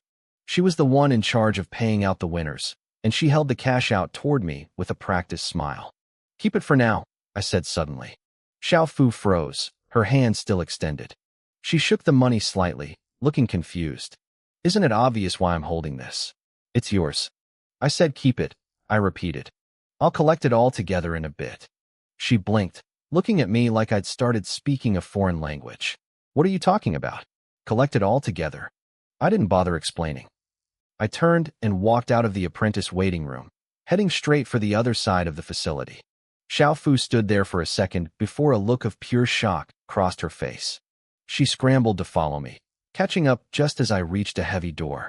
She looked up at the sign above the entrance, Provisional Martial Artist Waiting Room. My God, she whispered, her eyes wide with horror. Are you serious? She remembered the joke she'd made back at the registration desk. She had told me that if an apprentice wasn't afraid to die, they could always try to jump ranks and fight in the higher ring. It was a sarcastic comment, a warning disguised as a taunt. She never imagined I'd actually take her seriously. In the world of martial arts, most apprentices have a blood chi level around 80. A provisional martial artist starts at 90. On paper, it's only a 10-point difference. It seems small, but that gap is a lie. Once you hit 90, the human body undergoes a massive physical transformation. The strength doesn't just increase, it multiplies. A 90-point fighter can crush an 89-point fighter with 0 effort. To Xiao Fu, watching me walk into that room was the same as watching a man walk into a meat grinder. He's insane, she muttered, shaking her head. He's absolutely lost his mind. I stepped into the room. A dozen pairs of eyes immediately locked onto me. These were the provisional fighters, the real deal. They recognized my Minotaur mask from the apprentice ring, but they didn't look threatened. Most of them probably figured I was just there to watch the big boys fight from a better vantage point. They went back to ignoring me. I looked through the glass at the main stage. White Fox was still there. He had just sent another opponent flying out of the ring, his movements fluid and precise. The crowd was roaring. White Fox, 13 consecutive wins. The referee screamed into the microphone. The fighters in the room with me sighed. He's too good, one of them said. 13 wins, and he barely looks tired. He's been the champion 7 times for a reason. Yeah, I'm out, another added. I'm not getting my head kicked in by that guy today. The atmosphere was heavy with defeat until a cold, mocking laugh cut through the room. What a bunch of losers. I turned my head. A young man was leaning against the wall, his arms crossed, and a look of pure arrogance on his face. This was Li Ming. He scanned the room with total disdain. I heard the fighters in Star City's underground were tough, Li Ming sneered. But if a guy like White Fox can get 13 wins here, this place is a joke. The room flared with anger. Who do you think you are? A burly fighter snapped. You sound like you're from out of town. It's easy to talk trash from the sidelines. If you think he's weak, why don't you get out there and prove it? The referee's voice boomed over the speakers again. Is there any other challenger for the provisional ring? Li Ming let out a sharp, mocking bark of laughter. He pushed off the wall and started walking toward the exit. As he passed the group, he didn't even look at them. Watch closely, you frogs in a well. He stepped onto the stage with a casual leap. White Fox was waiting in the center, his hands behind his back, looking calm. When he saw Li Ming, he raised an eyebrow. He had expected the night to be over. The crowd, sensing a fresh kill, began to cheer again. White Fox offered a traditional martial arts salute. Please. Li Ming didn't salute back. He just lunged. His fist blurred through the air. White Fox's eyes narrowed as he realized the speed was unlike anything he'd faced all night. He threw a counterpunch to block. There was a loud bang as their knuckles collided. White Fox's face went pale. The impact sent him skidding back several feet before he could stabilize himself. Oh, Li Ming sounded genuinely surprised. You actually blocked one? I guess I underestimated you a little. He didn't give White Fox time to breathe. He closed the distance instantly. Try blocking this. Asterisk boom. Boom. Boom. Asterisk. 3 consecutive sounds like claps of thunder echoed through the arena. It happened so fast the crowd barely saw the movements. White Fox's body was launched backward, blood spraying from his mouth as he hit the floor outside the ring like a discarded rag doll. The entire stadium went silent. The thunderbolt punch. I heard the voices of Chun Lin and the other students from my school in the front row. They were trembling. We had just learned the basics of this technique that morning, but seeing it in action was different. 3 thunderclaps meant he had reached the mastery stage of a C-level technique. Li Tu and Chen Shan, the 2 geniuses of our school, looked at each other with grim expressions. They were only at the entry stage. This guy was a monster. The silence broke into hesitant applause. He's so strong. He beat White Fox in seconds. That's a C-level skill. To master it at the provisional level, he's a genius. Li Ming stood in the center of the ring, soaking in the words, but his expression stayed ugly. He looked at the crowd with pure contempt. Is this it? This is the level of Star City? Compared to my home in Yang City, you people are pathetic. The mood shifted instantly. The crowd realized this wasn't just a fight. It was an insult to our entire city. The referee's face turned red with anger, but he had to remain professional. The audience didn't. Screw you, kid, someone yelled. Go back to Yang City if you love it so much. You're just a beggar looking for attention. Li Ming just smiled, his hands behind his back. Keep barking. Words don't mean a thing. If you're so offended, send a provisional fighter up here to shut me up. The room I was in went cold. The fighters around me looked at the floor.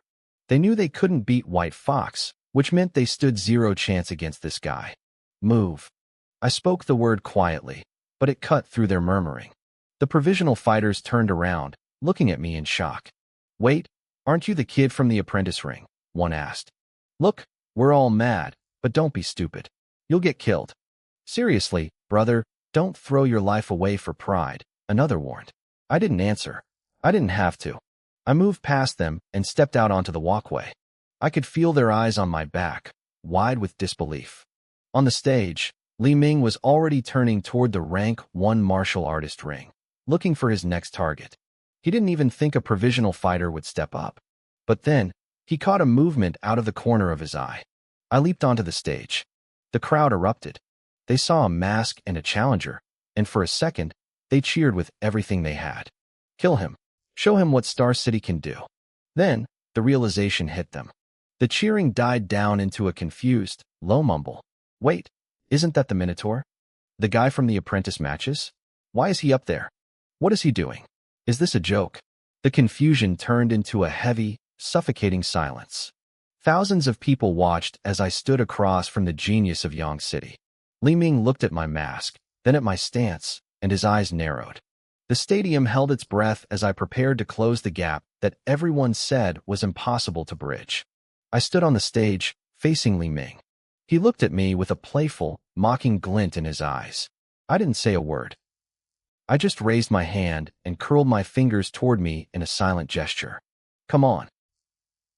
The crowd went dead silent for a heartbeat before erupting in pure shock. They couldn't believe it. A mere apprentice was actually challenging a provisional martial artist. Is he insane? Someone shouted from the stands. Does the Minotaur think he's invincible just because he won a few low-level matches? This isn't a fight, it's a suicide mission, another voice added. Li Ming crushed White Fox like he was nothing. A big frame doesn't mean anything against that kind of power. Not a single person in the stadium, from the casual viewers to the fighters waiting in the wings, thought I had a chance. The gap between an apprentice and a provisional fighter was supposed to be an ocean. Up in the VIP section, Chen Shan shook his head. That kid is crazy. Li Ming's thunderclap punch is at the 3-ring level. Even a basic strike from him would break an apprentice's bones. Li Tu nodded solemnly. Forget apprentices. Even for us, as newly promoted rank 1 martial artists, taking down that kid from Yang City wouldn't be easy. This is going to be a massacre. Down in the crowd, my friend Chen Lin was vibrating with excitement, though he looked a bit regretful. Man, this is getting intense. Su Hong, you really missed out tonight. You should be here to see this. The referee looked at me with pity. He clearly thought I was overconfident, but he respected the fact that I was the only one brave enough to step up when all the actual provisional fighters were cowering. He shifted his stance, preparing to intervene the second things got ugly to save my life. Li Ming's eyes narrowed into slits. He let out a cold, sharp laugh. To him, my gesture was the ultimate insult. He thought he'd been too gentle with the others, which was why a nobody like me felt bold enough to climb onto his stage. You want to die? Li Ming spat. Without another word, he lunged. He didn't even bother using a technique. He just threw a straight, powerful punch, confident that his raw strength was enough to end me. I didn't retreat. I stepped forward, meeting his force with my own. Our fists collided with a heavy thud. Li Ming's pupils shrank. His body shuddered, and he was forced back 1 full step. On my side, I slid back 3 steps before planting my feet. The stadium turned into a vacuum of silence. Everyone's eyes were bulging. Li Ming, the genius who had dominated everyone, had been pushed back by an apprentice. No way, Chen Lin muttered, scratching his head. If that were me, I'd be flying through the wall right now. This Minotaur guy is a beast. Chen Shan and Li Tu were frozen in their seats. He blocked it. Just like that. On the stage, I shook out my arm and found my balance. You're pretty strong, I said honestly. But to Li Ming, those words were the final straw. An apprentice had just traded blows with him, only retreated 2 steps more than he did, and then had the audacity to compliment his strength? It sounded like the ultimate sarcasm. Li Ming's face turned a bruised purple. His blood surged, and his aura exploded. Crack, crack, crack. 3 thunderous booms echoed through the air, the signature of a 3-ring thunderclap punch. The referee tensed, ready to spring. But then he froze. His jaw dropped. From my side of the stage, a different sound erupted. It wasn't 3 rings. It was a continuous, violent sequence of explosions that sounded like a mountain collapsing. Boom, boom, boom. 9 rings. The perfect 9th ring of the thunderclap punch. Li Ming's entire body began to tremble. He looked at me like he was seeing a ghost. He didn't even have time to raise his arms before my fist connected. The impact sent him spiraling back. He coughed up a spray of blood and crumpled into a heap, unconscious before he even hit the floor. The stadium was paralyzed. The referee, who had been ready to save me, stood there like he'd been struck by lightning. Then, the explosion of noise hit. Holy crap, an apprentice just leveled a provisional fighter. Chen Lin looked like his brain had short-circuited. Chen Shan and Li Tu were literally shaking. Nine rings. Li Tu whispered, swallowing hard. That's the perfect realm of the thunderclap punch. But he's just an apprentice. Who is this guy? Chen Shan screamed in disbelief. They had been called geniuses for mastering the move in 10 days. But compared to this masked man, they were nothing. I turned to the stunned referee. I won. The prize money is mine, right? Ah, yes. The referee snapped out of it, nodding frantically. If no other provisional fighters challenge you, the pot is yours. I turned my gaze toward the waiting area where the other fighters stood. The moment I looked at them, they all scrambled backward, shaking their heads in terror. Nobody was stupid enough to fight a monster who had mastered a sea-level technique to perfection. The challenger wins, the referee shouted. I didn't wait for the applause. I hopped off the stage and walked toward the exit. The fighters in the hallway parted like the Red Sea, staring at my back with awe and fear. At the door, the young woman from the desk was staring at me, completely dazed. I held out my hand. My money. She handed over the stack of bills with trembling fingers. I counted it quickly. 60,000 for the apprentice streak, and 100,000 for the provisional match. 160,000 total. It was more than my aunt and uncle earned in a year. It's late, she whispered, her eyes shining with something I didn't care to name. We have rooms here if you want to rest. I frowned, pulled my arm back, and walked away. Women would only slow down my training speed. I slipped out of the black building, changed back into my school clothes, and vanished into the night. It was past 9, and the streets were quiet. My heart felt lighter than it had in years. The school fees were covered. The rent was handled. My siblings' tuition was safe. And most importantly, I finally had enough to start my aunt's medical treatments. I pulled up my system interface as I walked. Name, Su Hong. Talent, Eternal Peerless. Blood Chi, 85. Martial Arts Points, 67. I had defeated 4 people tonight, but the Yang City Kid had provided the biggest boost. It seemed the stronger the opponent, the more points I earned. I looked at my Blood Chi. It was time to grow. I focused my mind and tapped the plus sign next to the attribute. A prompt asked how many points I wanted to spend. I started with 1. Immediately, I felt a warm surge of energy rushing through my veins, vibrating in my bones. I looked back at the screen. Blood Chi, 85.1. I smiled. This was just the beginning. It cost 1.5 martial arts points to increase my Blood Chi by 0.1. I stared at the screen, a surge of excitement bubbling up in my chest. To a normal person, gaining 0.1 Blood Chi would take a week, maybe even half a month of grueling cultivation. Blood Chi was notoriously hard to raise. I looked at my remaining balance, 66.5 points. If the math held up, I could break through to become a provisional martial artist right here on the sidewalk. My finger hovered over the interface. I wanted to dump 50 points into it all at once, but I hesitated. Would my body be able to handle such a massive, sudden influx of energy? I decided to test the waters slowly. I added 2 points. No problem. I added 5. Still fine. I pushed it to 10, then 20. When I dropped 20 points in a single go, my body suddenly felt bloated. A dull, stinging pain radiated through my muscles. I stopped and waited, breathing deeply until the sensation faded and my cells adjusted to the new power. Once the discomfort vanished, I kept going. I watched the numbers climb. 89.8, 89.9. The moment I hit 90, my entire aura exploded. A wave of invisible energy rippled out from my body, slamming into the environment. Dead leaves on the pavement were caught in the blast, swirling into the air in a frantic dance. A few seconds later, the violent fluctuations settled. The energy pulled back into my skin, turning into a calm, steady hum. I was a provisional martial artist. I clenched my fist, feeling a tidal wave of power coursing through me. It was far beyond anything I had felt before. I closed my eyes, savoring the intoxicating sensation of the breakthrough. My physical strength had leaped to a whole new level. I didn't stop there. I licked my lips, craving more, and dumped every remaining point into my Blood Chi. By the time I was done, my Blood Chi sat at 91.7. I had gained 6.7 points in a single night. Suddenly, my phone buzzed in my pocket. I pulled it out and saw the caller ID. Song Fei, Thunder Dojo. Before I had the system, I worked at the Thunder Dojo every week to make ends meet. I was a sparring partner. It paid 100 blue star coins an hour, which sounded like a lot, but it was a brutal job.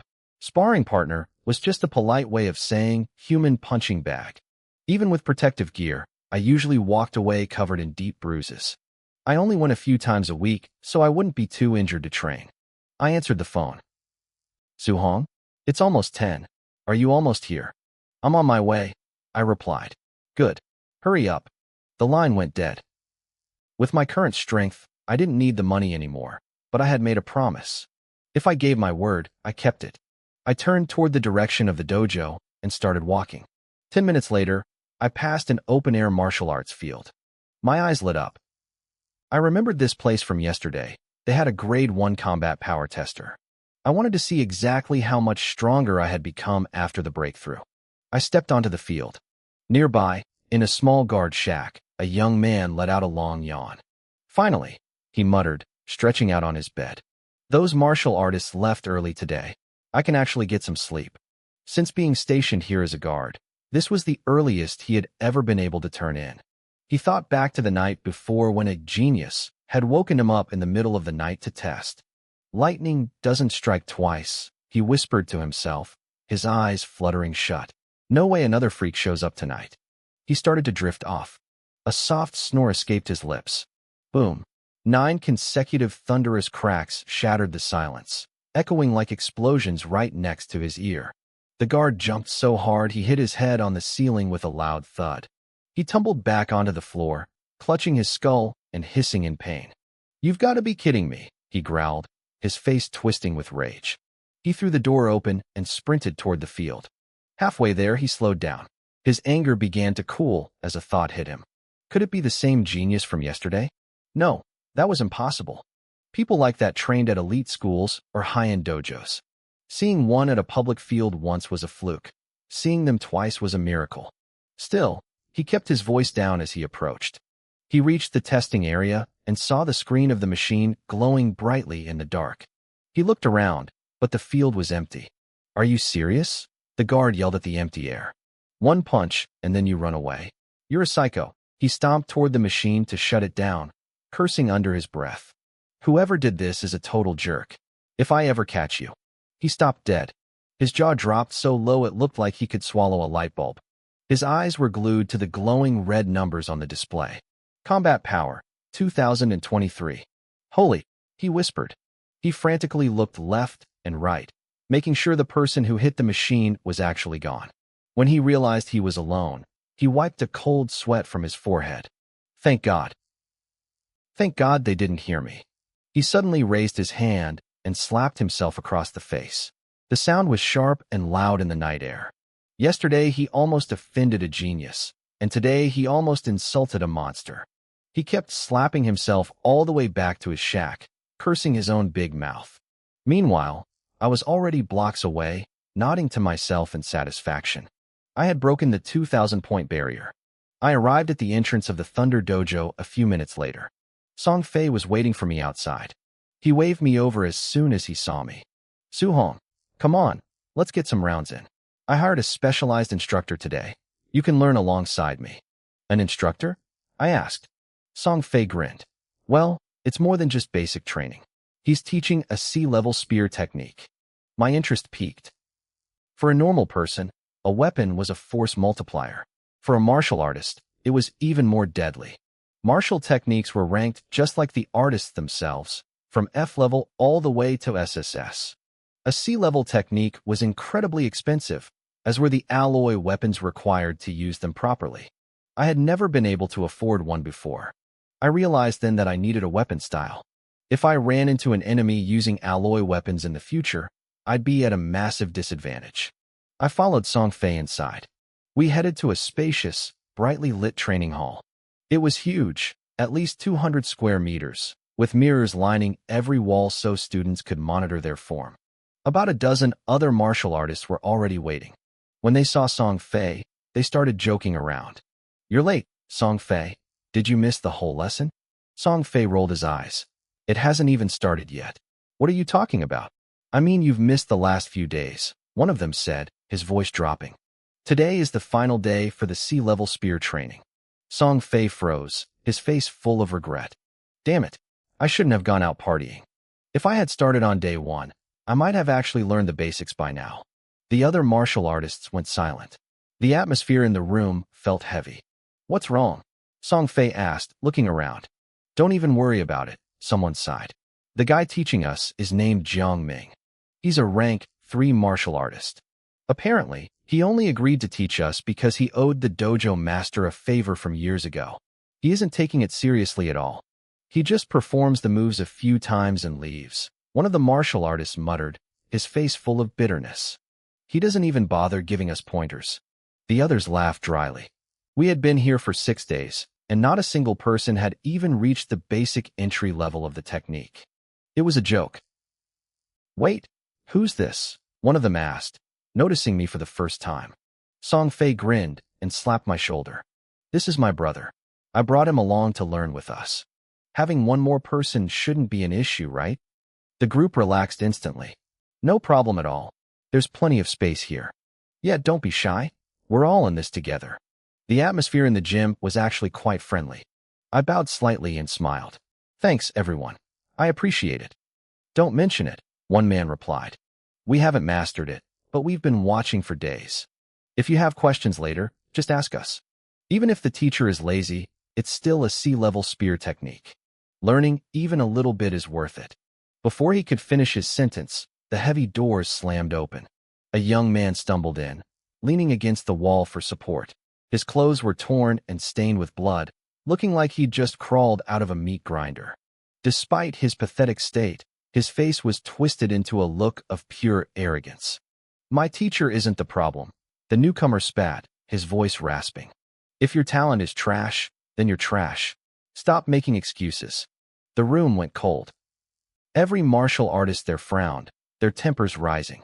I just looked at him, feeling a strange sense of irony. Asterisk, who is this guy? Why is he acting so tough while looking like a beaten dog? Asterisk. Who's that? Song Fei whispered to the guy next to him. That's Li Ming.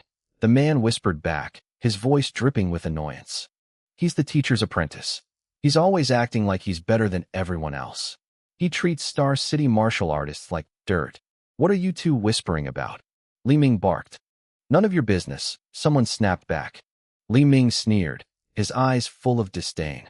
Typical. No wonder you're all losers. That set them off. One of the older martial artists stepped forward with a cold laugh. You talk big for someone who looks like they just got mauled by a stray. If you're so talented, how did you end up looking like a dying dog? Li Ming's face turned purple. He glared at the man, his knuckles whitening as he gripped his side. He looked like he wanted to attack, but his injuries held him back. With a hateful grunt, he turned and limped toward the stairs leading to the second floor. Upstairs, in a private room, Jiang Ming stood by the window, looking out at the city with his hands behind his back. He was a rank 3 martial artist, and he carried himself with a heavy, oppressive calm. Teacher, Li Ming is back, a burly young man named Li Yen said, bowing respectfully. Jiang Ming turned, his brow furrowed. That boy. I brought you two from Yang City to challenge the geniuses at the local high schools, not to waste time in underground fights. Those matches are beneath us. Jiang Ming was frustrated. Li Ming was already a near martial artist. He had learned the sea-level spear style and had mastered the sea-level Vajra punch to the proficient stage. In Jiang Ming's mind, Li Ming should have been crushing everyone in those underground rings. Li Yen, go get him. I need to teach him a lesson, Jiang Ming ordered. Just then, the door creaked open. Li Ming shuffled in, looking miserable. Teacher, senior brother. Jiang Ming and Li Yen both stared, their eyes wide. What happened? Jiang Ming demanded. Did you challenge a rank 1 martial artist? Li Ming looked at the floor, his face burning with shame. He didn't want to admit it, but under his teacher's piercing gaze, he had no choice. He told them everything. When he finished, Li Yen looked like he'd seen a ghost. A martial student? 9 echoes of the Vajra punch. Jiang Ming's eyes narrowed.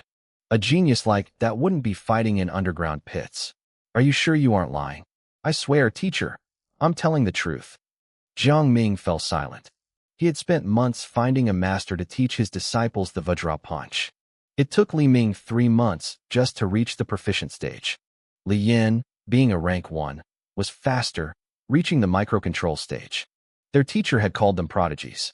But now, a mere student had mastered the perfect stage? It was hard to swallow. Seeing Li Ming's confidence shattered, Jiang Ming sighed and softened his tone. Don't compare yourself to monsters like that. Just focus on healing. Once you're better, you and Li Yin will challenge the students at Star City High. Don't worry about other geniuses. Focus on becoming a powerhouse yourself. Use the local students as stepping stones for your future. Li Ming looked up, a spark returning to his eyes. Yes, teacher. He clenched his fists, vowing to find that student one day and reclaim his honor. When do we start the challenges? Li Yin glanced at his injured brother. It'll take Li Ming a few days to recover. How about the end of the month? The end of the month? Li Yin hesitated. Isn't that when Star City High has their monthly exams? Even better, Li Ming interrupted, his ambition burning bright. All their so-called geniuses will be there. We'll show up and crush them in front of everyone. Li Yin nodded, caught up in the excitement. Which school first? Li Ming smirked. We go for the strongest. Star City High School number 1. Jiang Ming watched them, satisfied that their spirits were restored. Prepare well. No more going out until then. Yes, teacher. Jiang Ming turned toward the door. I'm going to finish the last spear lesson. Then we're done here. As he walked out, Li Ming shook his head. I don't know why you bother teaching those losers. It's been 6 days and not one of them has even learned the basics. Why do you think they're at a public gym?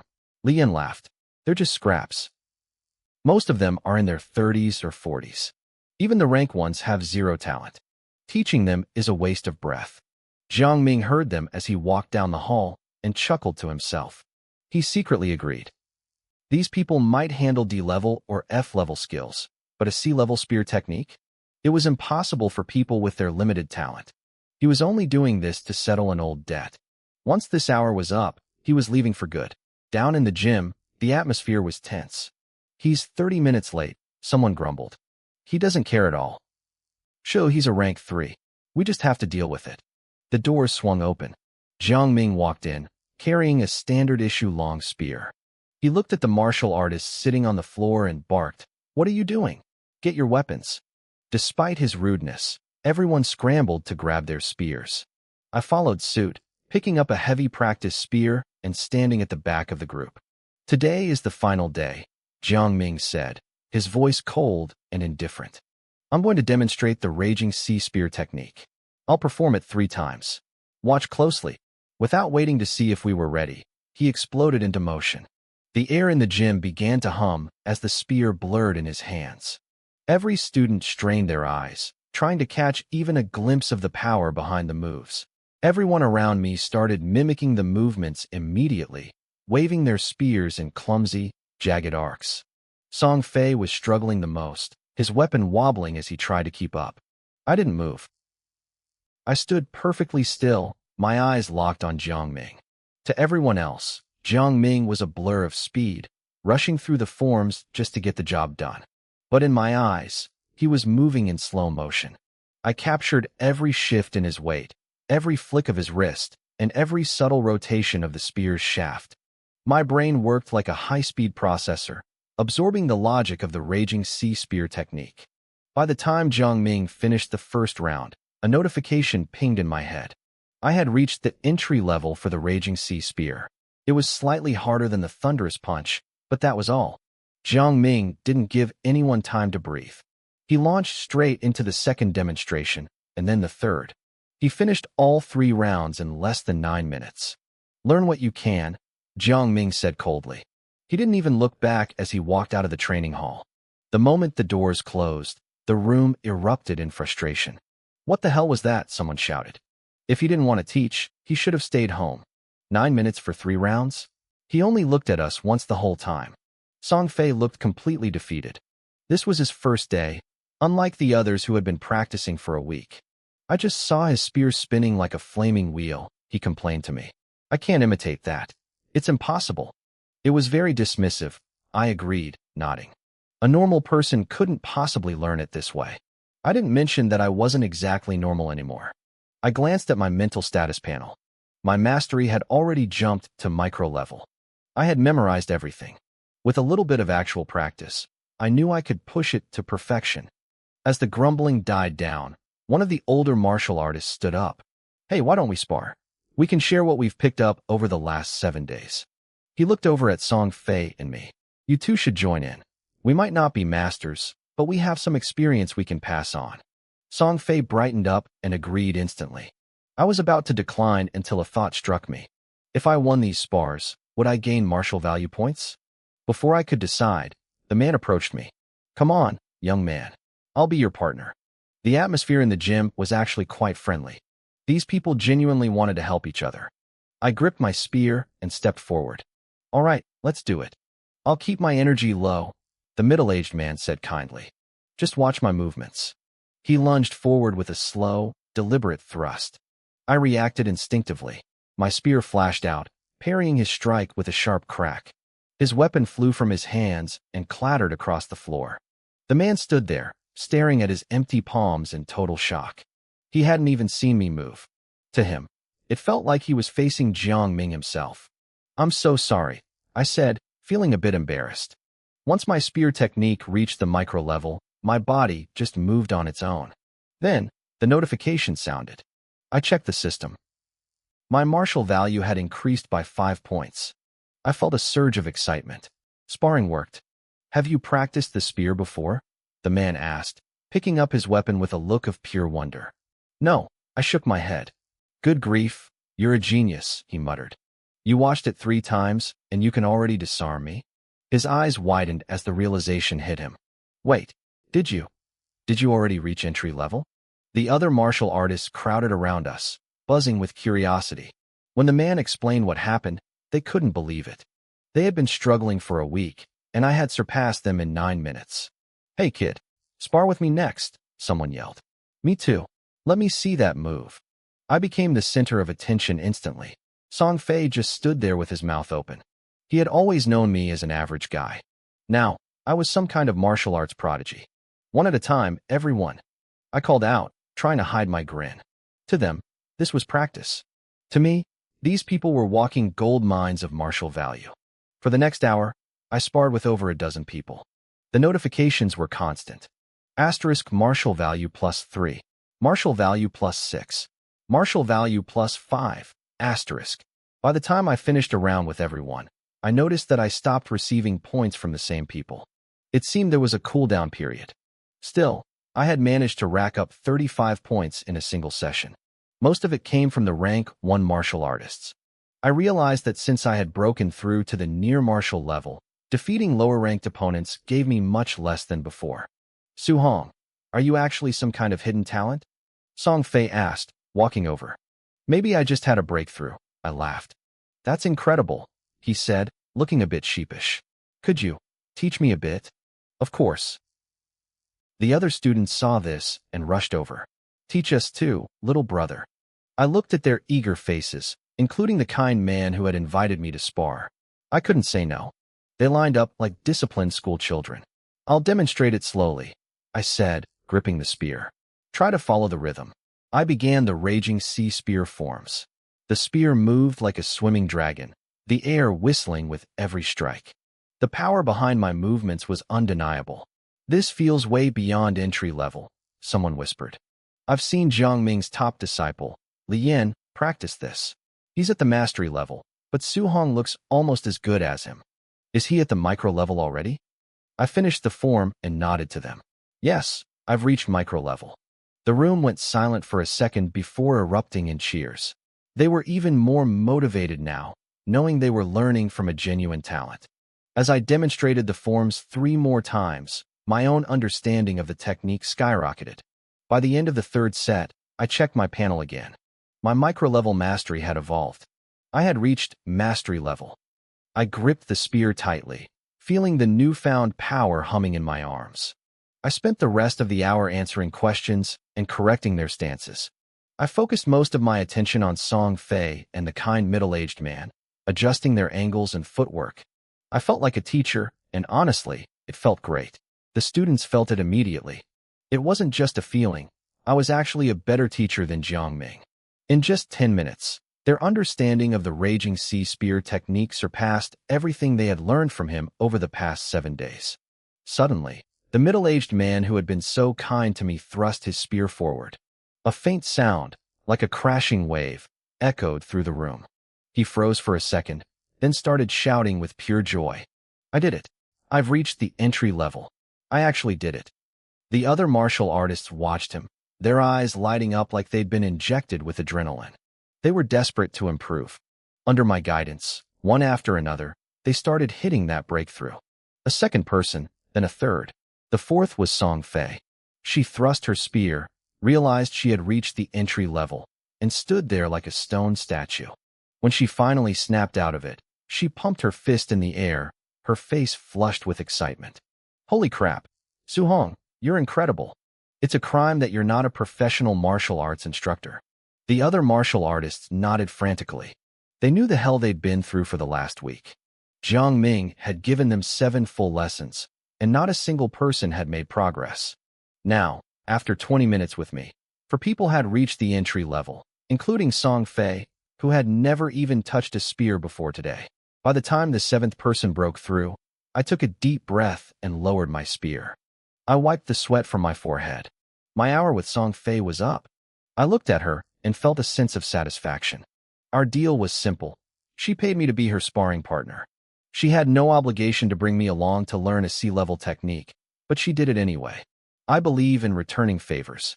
That's why I had focused so much energy on teaching her. Is it over already? One of the martial artists asked, sounding genuinely disappointed. They were all hooked. As I started packing up to leave, they looked at each other and hurried over to block my path. Young man, Su-hong, right? Thank you for being so patient with us. Please, take this. It's not much, just a token of our thanks. I have some for you too. I stared at the money, completely caught off guard. I tried to decline, but they were insistent. In the end, I walked away with 50,000 Blue Star coins. Don't think it's too much, Su-hong, one of them called out. With your teaching quality, it's worth even more than that. I waved goodbye and headed out. Behind me, I could hear them whispering. They call me a genius. Someone asked Song Fei if she could convince me to come back and teach them again for more money. Song Fei just gave a bitter smile and shook her head. She was the youngest among them, but she came from a wealthy background and had seen the world. She knew that genius didn't even begin to cover what I had just done. She realized I had taught them as a way to settle the favor she owed me. Forget it, everyone, Song Fei said quietly. He mastered a sea-level technique to the micro-level in less than an hour. Having a genius like that teach us once is already a stroke of incredible luck. The others sighed and nodded. They didn't push it. One man couldn't stop shaking his head. It feels like a dream. He's so much better than Jiang Ming. Before he could finish the sentence, the gym doors swung open. Li Yin walked in, her voice cold and sharp. Talking behind people's backs again? My teacher taught you for 7 days. 7 days. And not one of you broke through. Your comprehension is pathetic, yet you have the nerve to complain about his teaching? The martial artists turned on her instantly. They weren't taking her insults anymore. If the teaching is bad, it's bad. You think we're blind? You think we didn't notice his lazy attitude? Exactly. Someone else taught us for less than half an hour, and we learned more than we did in a week with your master. It's not even close.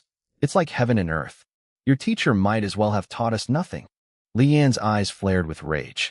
She was about to snap back when Jiang Ming walked up behind her. What's going on? Teacher, they said. Li Yan pointed at the group and repeated their claims. Jiang Ming frowned. He knew he hadn't been trying, but he couldn't believe anyone in this small gym had a better understanding of the spear than him. The gym owner was a rank 3, sure, but he used a blade, not a spear.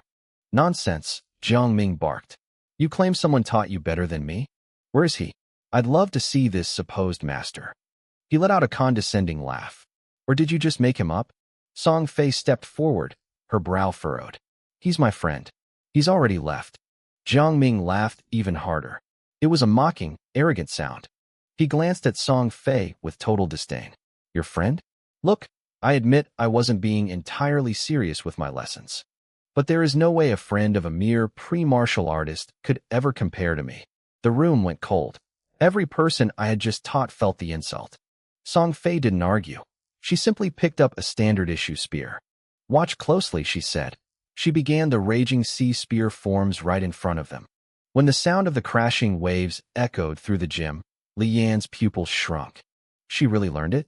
Jiang Ming was stunned, but he quickly masked it with a scowl. I haven't seen you here the last few days. This must be your first time. You reached entry level just by watching my 3 demonstrations? I suppose you have some natural talent. The other martial artists couldn't believe his shamelessness. You have the nerve to bring up those 3 demonstrations, one shouted. You rushed through them in 9 minutes. You say she's a natural? What about us? We've been here all week. Jiang Ming sneered. You? Your comprehension is just too low. You can't handle high-level martial arts. The anger in the room was palpable. Then open your eyes and look. See for yourself if our comprehension is as low as you say. They all grabbed their spears. One by one, they performed the forms. The sound of waves filled the room as 6 more people demonstrated the entry-level mastery. Jiang Ming and Li Yan stood frozen. Including Song Fei, that was 7 people.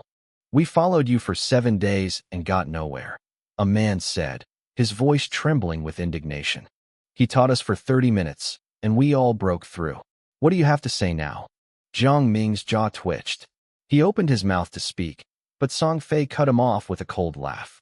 And you look down on my friend? Let me tell you something. He's a high school student, a pre-martial artist. He had never touched a spear in his life before today. After watching your lazy demonstrations, he didn't just learn it. He reached the micro level. Then he spent 30 minutes teaching us. 7 people, Jiang Ming. He did in 30 minutes what you couldn't do in a week. Jiang Ming's face turned pale. Impossible. That's absolutely impossible. Song Fei didn't say another word. She simply went through the forms again, the sound of the waves mocking him in the silence. The cold, hard facts were right in front of him. There was nothing left to say. Jiang Ming didn't even try to deny it anymore. He just stood there, speechless. Song Fei and the others gave him one last cold look, snorted in disdain, and walked straight out of the martial arts hall. Jiang Ming stood frozen for a long time, his brow furrowed. Finally, he whispered to himself, a pre-martial artist who's never touched a spear, and he reached the micro level in a single night? Is there really such a monster in this world? Li Yan was just as stunned. He stayed silent for a moment before shaking his head. Teacher, what they said might not be true. When Li Yan had first learned the raging sea spear technique, it took him 2 days to reach the entry level. Jiang Ming had praised him endlessly back then, calling him a rare talent. Now, someone was telling him that a high schooler, a kid who had never held a spear, had mastered it to the micro level in less than an hour. He couldn't wrap his head around it. Teacher, Li Yan added, remembering something. Song Fei mentioned that this genius is a student. Jiang Ming's frown deepened. He searched his memory, going through every famous young martial artist in Star City, but no one fit the description Song Fei had given. Forget it, Jiang Ming said, patting Li Yan on the shoulder. If he really is a student, you'll run into him eventually when you go to challenge the top students at Star City High after Li Ming recovers. Don't worry too much. Song Fei was probably exaggerating. Less than 30 minutes to reach the micro level? Even the geniuses in the capital aren't that terrifying. He probably reached the micro level, sure, but he's likely been practicing in secret for a long time. He looked at his student seriously. Just focus on your training.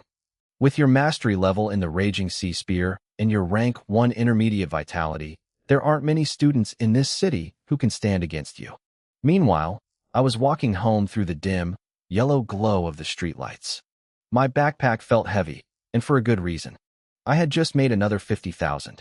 Combined with what I already had, I now had 210,000 star coins. I looked at the bag and let out a long breath. A few days ago, this kind of money was a dream. Now, the rent and my exam fees were finally taken care of. In this world, as long as you have strength, you have everything. But money wasn't my only concern. I thought about the front lines. The different races from other realms were always eyeing our planet, waiting for a chance to invade. If they ever broke through, we would be slaughtered like cattle. I gripped the straps of my bag. I never wanted to feel that sense of helplessness again. I had to get stronger. I pulled up my system panel to check my progress. Name, Su Hong. Talent, Eternal boundless, unrivaled, vitality, 91.7, plus, mental power, 23, plus, constitution, 3%, plus, martial arts, raging sea spear, mastery, thunder punch, perfect, vajra punch, perfect, floating light palm, perfect, sky step, perfect, martial points, 35.5. I scanned the list. My spear technique was only at the mastery level because I had spent most of my time teaching the others at the gym. I also realized I needed a real weapon. A wooden pole wouldn't cut it anymore. I needed an alloy spear, but those were expensive. Time to level up, I muttered. The most important thing right now was my vitality. Without a guidance technique, relying on basic exercise was way too slow. In the pre-martial artist stage, you could train for half a month and not see your vitality go up by even 1 point. Once I hit rank 1, I could use a guidance technique to absorb the spiritual energy of heaven and earth. I couldn't do that yet. Spiritual energy is violent. If your body isn't strong enough, absorbing it is a death sentence. You'd literally explode. Centuries of human history and countless deaths had proven one thing. You need at least 100 points of vitality to survive the process. I dumped all 35.5 martial points into my vitality. Immediately, a warm current flooded my limbs. My blood began to race through my veins like a rushing river. The sensation lasted for a few minutes before slowly fading away. I looked at the panel again. Vitality, 95.2, plus. I was only 4.8 points away from becoming a rank 1 martial artist. I was so close. But now my points were gone again. I needed a new way to earn them. Then, I remembered the school exams. Every few months, the school held a monthly test where everyone had to fight. The top 10 students got rewards. The next one was in 6 days. I definitely had to participate, but I couldn't just wait around. I needed money for that alloy spear. As I passed a small convenience store, the sound of a news broadcast caught my ear. Recent beast activity outside Star City has been increasing. The city lord is calling for martial artists to hunt these creatures. The rewards are substantial. My eyes lit up. Killing beasts would give me martial points and the money I needed for my spear. Plus, I thought back to the underground ring, to the moment I killed Lin Ping. That was the first time I'd ever taken a life, and it had left me feeling unsettled. I needed to get used to the sight of blood. I'm going to the wilderness, I decided. Since the college entrance exams were close, the school allowed us to study on our own. As long as I showed up for the monthly test, I wouldn't get in trouble. I eventually reached my rundown apartment complex. The streetlights flickered overhead. Ahead of me, I saw my uncle, Su Guoming, dragging himself toward the building. He was holding his waist, his face twisted in pain. He must have tweaked his back working at the construction site again. He stopped at the bottom of the stairs and sighed, looking defeated. That damn boss, he muttered under his breath. I've worked for him half my life, and he won't even let me have 1 month's pay in advance. He stood there for a moment, letting out his frustration, before gripping the handrail and slowly, painfully, climbing the stairs. It took him 10 minutes just to reach our floor. Before he opened the door, he rubbed his face, forcing a smile so the kids wouldn't see how much he was hurting. Inside, Xiaohai and Xiaoming were in the cramped living room, their faces red and covered in sweat as they practiced their horse stances. "Dad, you're back," they chirped. Su Guoming nodded, his heart heavy with a mix of pride and guilt. My aunt came out of the kitchen, still wearing her apron. When she saw him clutching his back, her face fell. She hurried over to help him sit down. "No luck?" she whispered. Su Guoming shook his head. "We'll find another way," he said, trying to sound brave as he reached for some pain relief cream. Just then, the sound of a key turning in the lock echoed through the room. "I'm home," I called out as I stepped through the door. My uncle, Su Guoming, reached out and stopped my aunt from grabbing the pain relief cream. He shook his head, his eyes darting toward the kids. He didn't want them to worry. He whispered something to her, and she nodded, her face tight with concern. I stepped into the room with a wide grin on my face. "I'm home," I announced. "Brother," Su Xiaohai and Su Xiaoming chirped, their faces lighting up. My uncle and aunt quickly masked their anxiety with smiles. My uncle looked at me, noticing my energy. "Xiaohong, why are you so happy today?" he asked, trying to joke. "I haven't seen you like this in a long time." Don't tell me you've already broken through to become a quasi-martial artist. He was just teasing. He knew how hard it was for kids to increase their blood chi. He knew the struggle all too well. I let my eyes wander for a second, then acted shocked. Uncle, how did you know? The room went silent. My uncle and aunt froze. Xiaohai and Xiaoming were in the middle of their horse stances. They wobbled, lost their balance, and fell straight onto their butts. Ow! They rubbed their backsides as they scrambled up. Brother, you're joking, right? They looked at each other, eyes wide with disbelief. I looked at my family, my expression turning serious and sincere. I nodded. It's true, I said. I'm officially a quasi-martial artist now. The house erupted. Xiaohai and Xiaoming rushed forward, throwing their arms around me, their faces full of pure hero worship. My uncle and aunt laughed, their joy coming from the bottom of their hearts. But as my uncle laughed, I saw a shadow pass over his face. I knew what he was thinking. He had been talking to his coworkers today. He'd found out that the registration fee for the martial arts exam was 30,000 credits, and it was due within a week. I hadn't mentioned it once. He felt like a failure, thinking he was holding me back. I could practically see him deciding to go back and beg his boss for the money tomorrow. Xiaohai, Xiaoming, uncle, aunt, come here, I said, wearing a mysterious smile. I pulled them over to the small dining table. What is it? Su Guoming asked. Another surprise? A big one, I laughed. I grabbed my backpack and pulled the zipper. Then, I started dumping it out. Stacks of cash began to hit the table. 1 stack, 2 stacks, 10, 20. Everyone froze. Their brains went completely blank. I emptied the entire bag.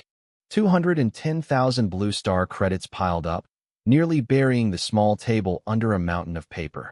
My family had never seen this much cash in their entire lives. Xiao Hong. My uncle stammered, his voice trembling. Where did this money come from? He looked terrified. He was scared I had done something illegal or dangerous. My aunt and the kids stared at me, waiting for an answer. Don't worry, uncle, I said, spinning a white lie. Once I broke through, the principal saw my potential. He gave me a special scholarship. A wave of relief washed over them. The tension left their shoulders, replaced by genuine, beaming smiles. Uncle, aunt, you've worked so hard all these years, I said, my voice thick with pride. From now on, I'll carry the weight of this family. Winning the underground championship felt good, but it was nothing compared to this moment. Good boy, Su Guoming whispered, his voice shaking. He tried to stay composed, but the emotion was too strong. Auntie, focus on your treatment, I told her. I'll earn the money. She covered her mouth as tears began to stream down her face. Xiaohai and Xiaoming looked at me like I was a god. That night, nobody slept. My uncle and aunt stayed up talking, their voices filled with hope for the first time in years. The kids kept pestering me with questions, cheering every time I showed off a little bit of my strength. The next morning at breakfast, my uncle and aunt tried to give the money back. They said I was at a critical stage in my training and needed it all for myself. We argued back and forth until I finally agreed to keep 50,000. They kept pushing for more, so I eventually just bolted out the door. I'm going to be practicing at school for a while. I won't be home for a bit, I shouted over my shoulder. Walking down the street, I let out a long breath. The money still wasn't enough. If I had brought home 2 million instead of 200,000, maybe they would have finally stopped worrying and retired. Time to hunt some beasts, I muttered. I need more money. I hailed a taxi and headed for the outskirts of the city. 10 kilometers outside Star City sat the martial artist base. It was a hub for hunters who ventured into the wild to kill mutated beasts for profit. The place was packed. Because of the recent news, every martial artist in the city seemed to be here trying to claim the bounty. Cars were backed up, and groups of warriors were everywhere. I waited 30 minutes just to get inside. The base was impressive, with massive transparent glass walls that overlooked the wilderness. A crowd was gathered around a giant electronic screen, while near the exit, hunters were returning covered in blood. They carried small bags dripping with red. I watched as they handed the bags to the staff. Inside were the left ears of mutated beasts, the only proof of a kill. The staff counted them out, calling out ranks and levels. I turned my attention to the big screen. The bounties were listed clearly. Unranked beasts, 300 credits. Tier 1, early 1,000 credits. Tier 1, mid 3,000 credits. Tier 1, high 5,000 credits. The rules were simple. No left ear, no pay. With my current strength, Tier 1 early beasts would be easy. 10 of them would be 10,000 credits. That didn't even include the value of the pelts or meat, though most hunters left those behind because they were too heavy to carry. I rubbed my chin and headed for the wilderness exit. There was another line. Too many people, I grumbled. Are there even going to be any beasts left to kill? Suddenly, a gravelly, booming voice cut through the chatter. Move, everyone out of the way. I turned my head to see who was making all the noise. A small team of 5 rank 1 martial artists pushed through the crowd. They were led by an arrogant young man who didn't even look at the people he was shoving aside. They walked straight to the front of the line, cutting everyone off without a hint of shame. I noticed other teams in line, some clearly stronger than these guys. I even spotted a few rank 2 martial artists watching them. To my surprise, nobody said a word. They just stepped back and let them through. The arrogant leader let out a soft, mocking laugh and led his team into the wilderness entrance. Once they were gone, the silence broke. Damn it, someone hissed under their breath. Who does he think he is? Just because he has a powerful uncle. Exactly, another man grumbled, his face twisted in annoyance. If it wasn't for his uncle's face, I would have slapped him across the city by now. I listened for a minute and pieced the story together. The kid's name was Yi Feng, a mid-stage rank 1 martial artist. His uncle, Yi Chi, was a rank 3 powerhouse and the person in charge of this entire base. Yi Chi doted on his nephew, letting him get away with anything. I shrugged it off. There were people like that everywhere. It didn't matter to me as long as they stayed out of my way. The line moved quickly after that. When I finally reached the front, the staff member looked at me with a raised eyebrow. So young? And you're heading out alone? He asked, surprised. He didn't try to stop me, though. He just processed my ID and waved me through. I walked through a long, reinforced tunnel and finally stepped onto the wild soil of the wilderness. The air here felt different, sweet, fresh, and dangerous. I took a deep breath, picked a direction, and started walking. The forest was dense. Massive, ancient trees blocked out most of the sunlight. I kept my guard up, scanning the brush for any sign of movement. Suddenly, the grass ahead rustled. I dropped into a low stance, my muscles tensed and ready to strike. A man stepped out of the bushes. I stood back up, feeling annoyed. I had been walking for a while now and hadn't seen a single beast. Instead, I kept bumping into other martial artists. The outer perimeter had been picked clean. I shook my head. I needed to go deeper. I jumped, my body leveling out parallel to the ground, and kicked off the air itself. A loud boom echoed through the trees as I propelled myself forward like a human bullet. I covered dozens of meters in a single bound, kicked again, and vanished into the thickest part of the forest. 10 minutes later, I found my first target. It was 2 meters long with tusks shaped like crescent moons. A moonhowl wolf. It was an early-stage rank 1 beast. I recognized it instantly from my textbooks at school. The wolf's mouth dripped with saliva. Its glowing green eyes were locked on me, sensing my energy. It seemed to realize I was the weakest human it had encountered all day. It let out a sharp howl and lunged, its jaws aiming straight for my throat. My breath hitched. My body tightened instinctively. That feeling of life or death stakes made my blood boil with a strange, dark excitement. My hands were actually shaking. As the wolf flew through the air, my mind felt clearer than it ever had before. I didn't panic. I ducked low, sliding right under its soft belly. My eyes flashed with aggression as I threw a punch upward. 9 thunderous cracks echoed at once.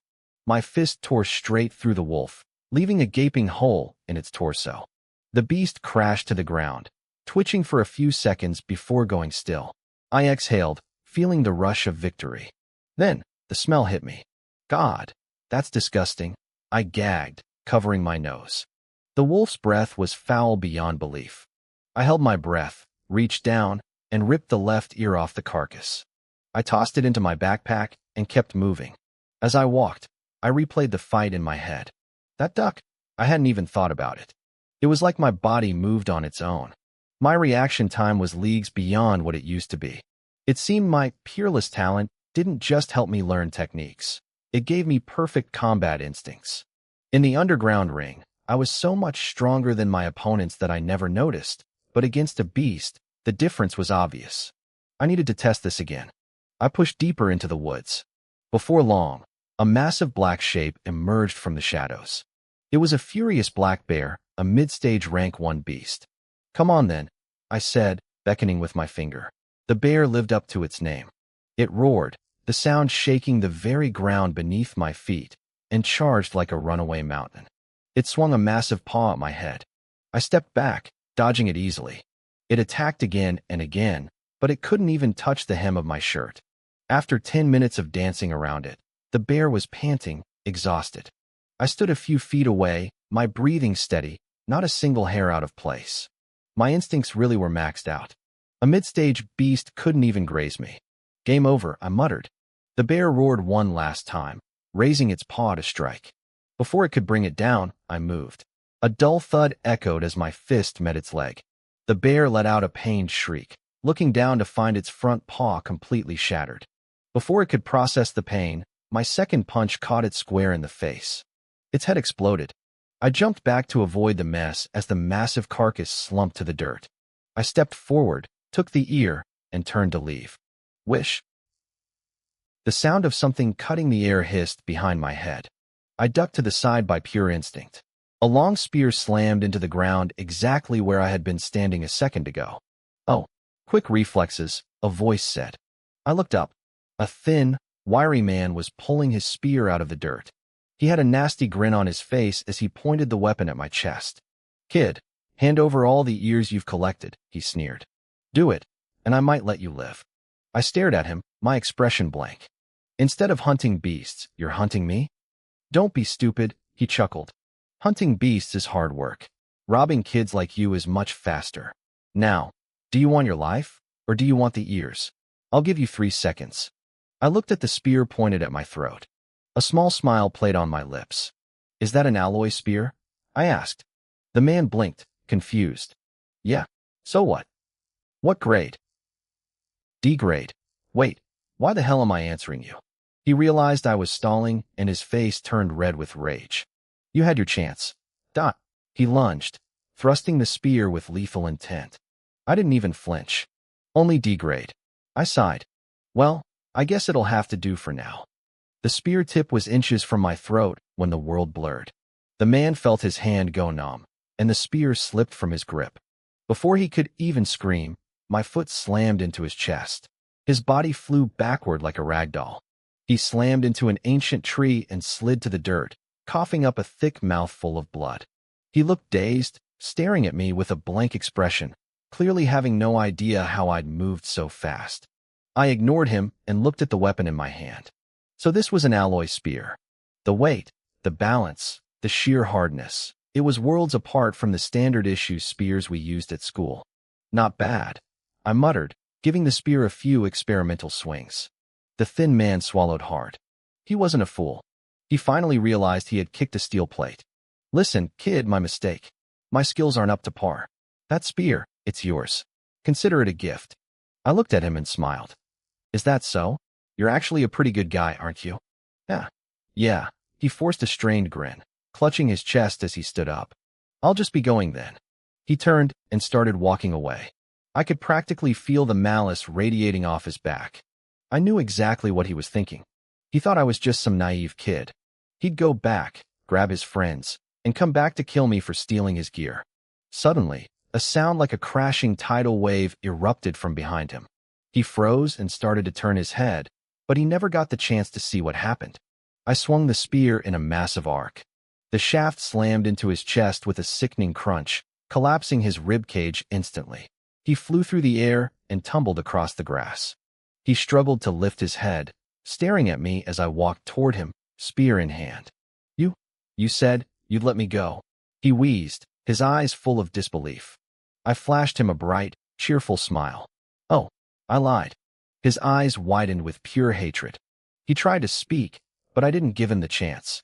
I thrust the spear straight through his heart. His head hit the dirt with a heavy thud, and the light faded from his eyes. I stood over the body, waiting for the guilt or the nausea to hit me. It never came. The first time I killed, I felt a tremor in my soul, but now? Nothing. I felt strangely calm. I noticed the backpack he was wearing. I pulled it off and zipped it open. My eyebrows shot up. There were at least 20 left ears from various beasts inside. I guess he was right about one thing. Robbing people really was the fastest way to get rich. I stuffed the ears into my own bag, but I made a silent vow to myself. While the harvest was great, I wouldn't become a monster. I wouldn't kill someone I had no grudge against just for profit. I wasn't that desperate. Not yet. I started to walk away, then slapped my forehead. I almost forgot to loot the rest of him. I turned back and did a quick search, but he had nothing else of value. I shook my head. I was still a rookie at this. I needed to be more professional next time. As I walked deeper into the forest, I pulled up my system panel. My martial value sat at 38.5. Without a second thought, I dumped it all into my blood chi. My body shuddered. That familiar, surging heat rushed through my veins. My blood chi climbed from 95.2 all the way to 99. I was only 1 point away from becoming a rank 1 martial artist. I could hardly contain my excitement. Reaching rank 1 didn't just mean more power. It meant I could finally start practicing advanced guiding techniques. I looked down at the D-grade alloy spear. I really had to thank that guy for the ambush. With a real weapon, I could finally push my great C spear technique from the mastery stage to perfection. I just needed a target to test it on. That night, I found a secluded cave. I hauled a massive boulder over the entrance to block it and started a small fire. I checked the panel again. My martial value had climbed back up to 32 after a few more kills. Time to break through, I whispered. I funneled the points in. When my blood chi hit 102.2, my body exploded with energy. It felt like a tsunami was roaring through my arteries. My skin turned beet red, and my limbs felt like they were being forged in a furnace. Crack! My muscles swelled so rapidly they tore my sleeves apart, revealing arms corded with thick, pulsing veins. After a few minutes, the sudden bulk subsided, and my frame returned to its lean, slender shape. But the power humming under my skin was entirely different now. I was a rank 1 martial artist. I squeezed my fist, feeling a strength that far surpassed anything I'd felt before. This feeling, this constant evolution, was addictive. Over the next 4 days, I became a ghost in the forest. I hunted relentlessly.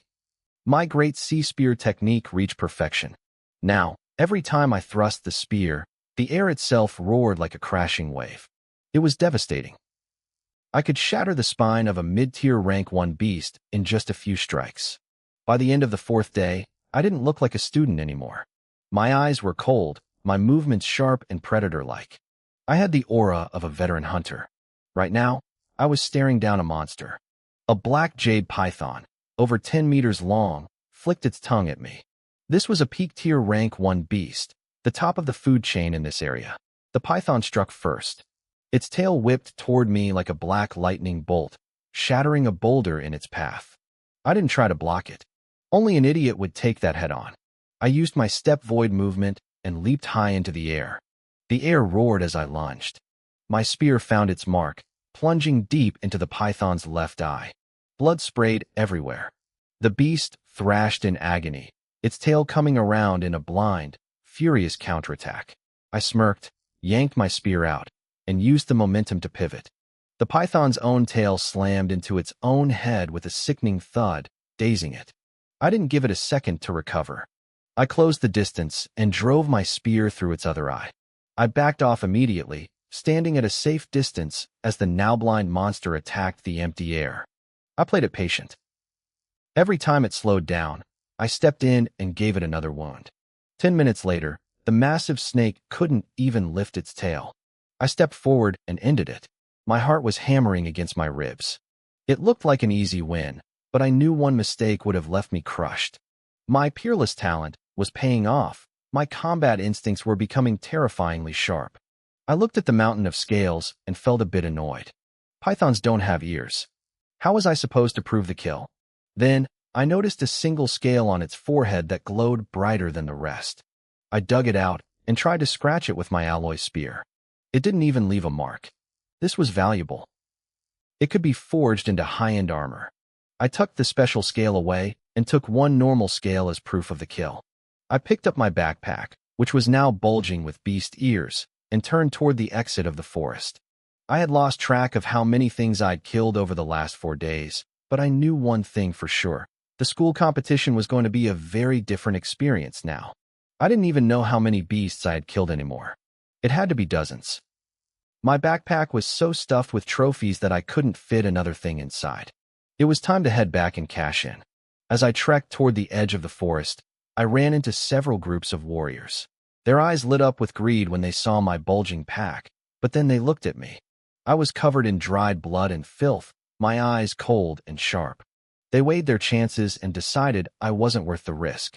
A man who could fill a pack that full while looking that dangerous was someone they didn't want to cross. Then, I saw a group of 5 blocking my path. Each of them carried a full pack. I recognized the guy in the lead, Yifeng. I frowned, not wanting any unnecessary trouble, and started to turn away to find another route. Yifeng's eyes brightened the moment he spotted me. Seeing me try to leave, he barked out a command. "Stop right there." I didn't stop. I didn't even slow down. A cold glint flashed in Yifeng's eyes. He waved his hand to the 4 men flanking him, signaling them to move. "Young Master Yi, he's just a kid. Let me handle him," a middle-aged man said, stepping forward eagerly. He wanted to get on Yifeng's good side. These past few days had been a dream for him. Following Yifeng meant they didn't have to hunt. They just stopped people and robbed them. Even stronger teams gave up their loot just to avoid Yifeng's family influence. This man hadn't killed a single beast himself, yet his pack was overflowing. He saw me as an easy way to score more points with his boss. Yifeng nodded. "Fine, go ahead. Don't kill him, just cripple him." The man lunged forward. He was fast, closing the gap in seconds, and threw a heavy punch at my back. I knew he was coming. I spun around with a fluid motion, my spear whistling through the air. The tip buried itself directly into the man's heart before he could even register I had moved. He froze. He looked down at his chest, his throat working as he tried to speak, but only a wet, gurgling sound came out. I yanked the spear back. He collapsed into the dirt like a bag of wet sand. He was dead before he hit the ground. I paused for a second. My eyes fell on his backpack, packed to the brim with beast ears. Without a hint of hesitation, I grabbed it and vanished into the thick brush.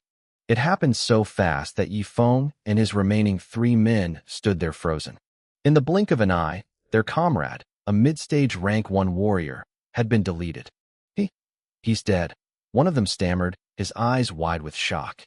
The greed in their expressions was replaced by a deep, unsettling fear. "Damn it, you dare kill my man." Yifeng finally snapped out of it, his face turning a furious shade of red. And he took the bag. "You're dead meat." He turned to the others, his voice a low hiss. "After him. Kill him." The 3 warriors hesitated.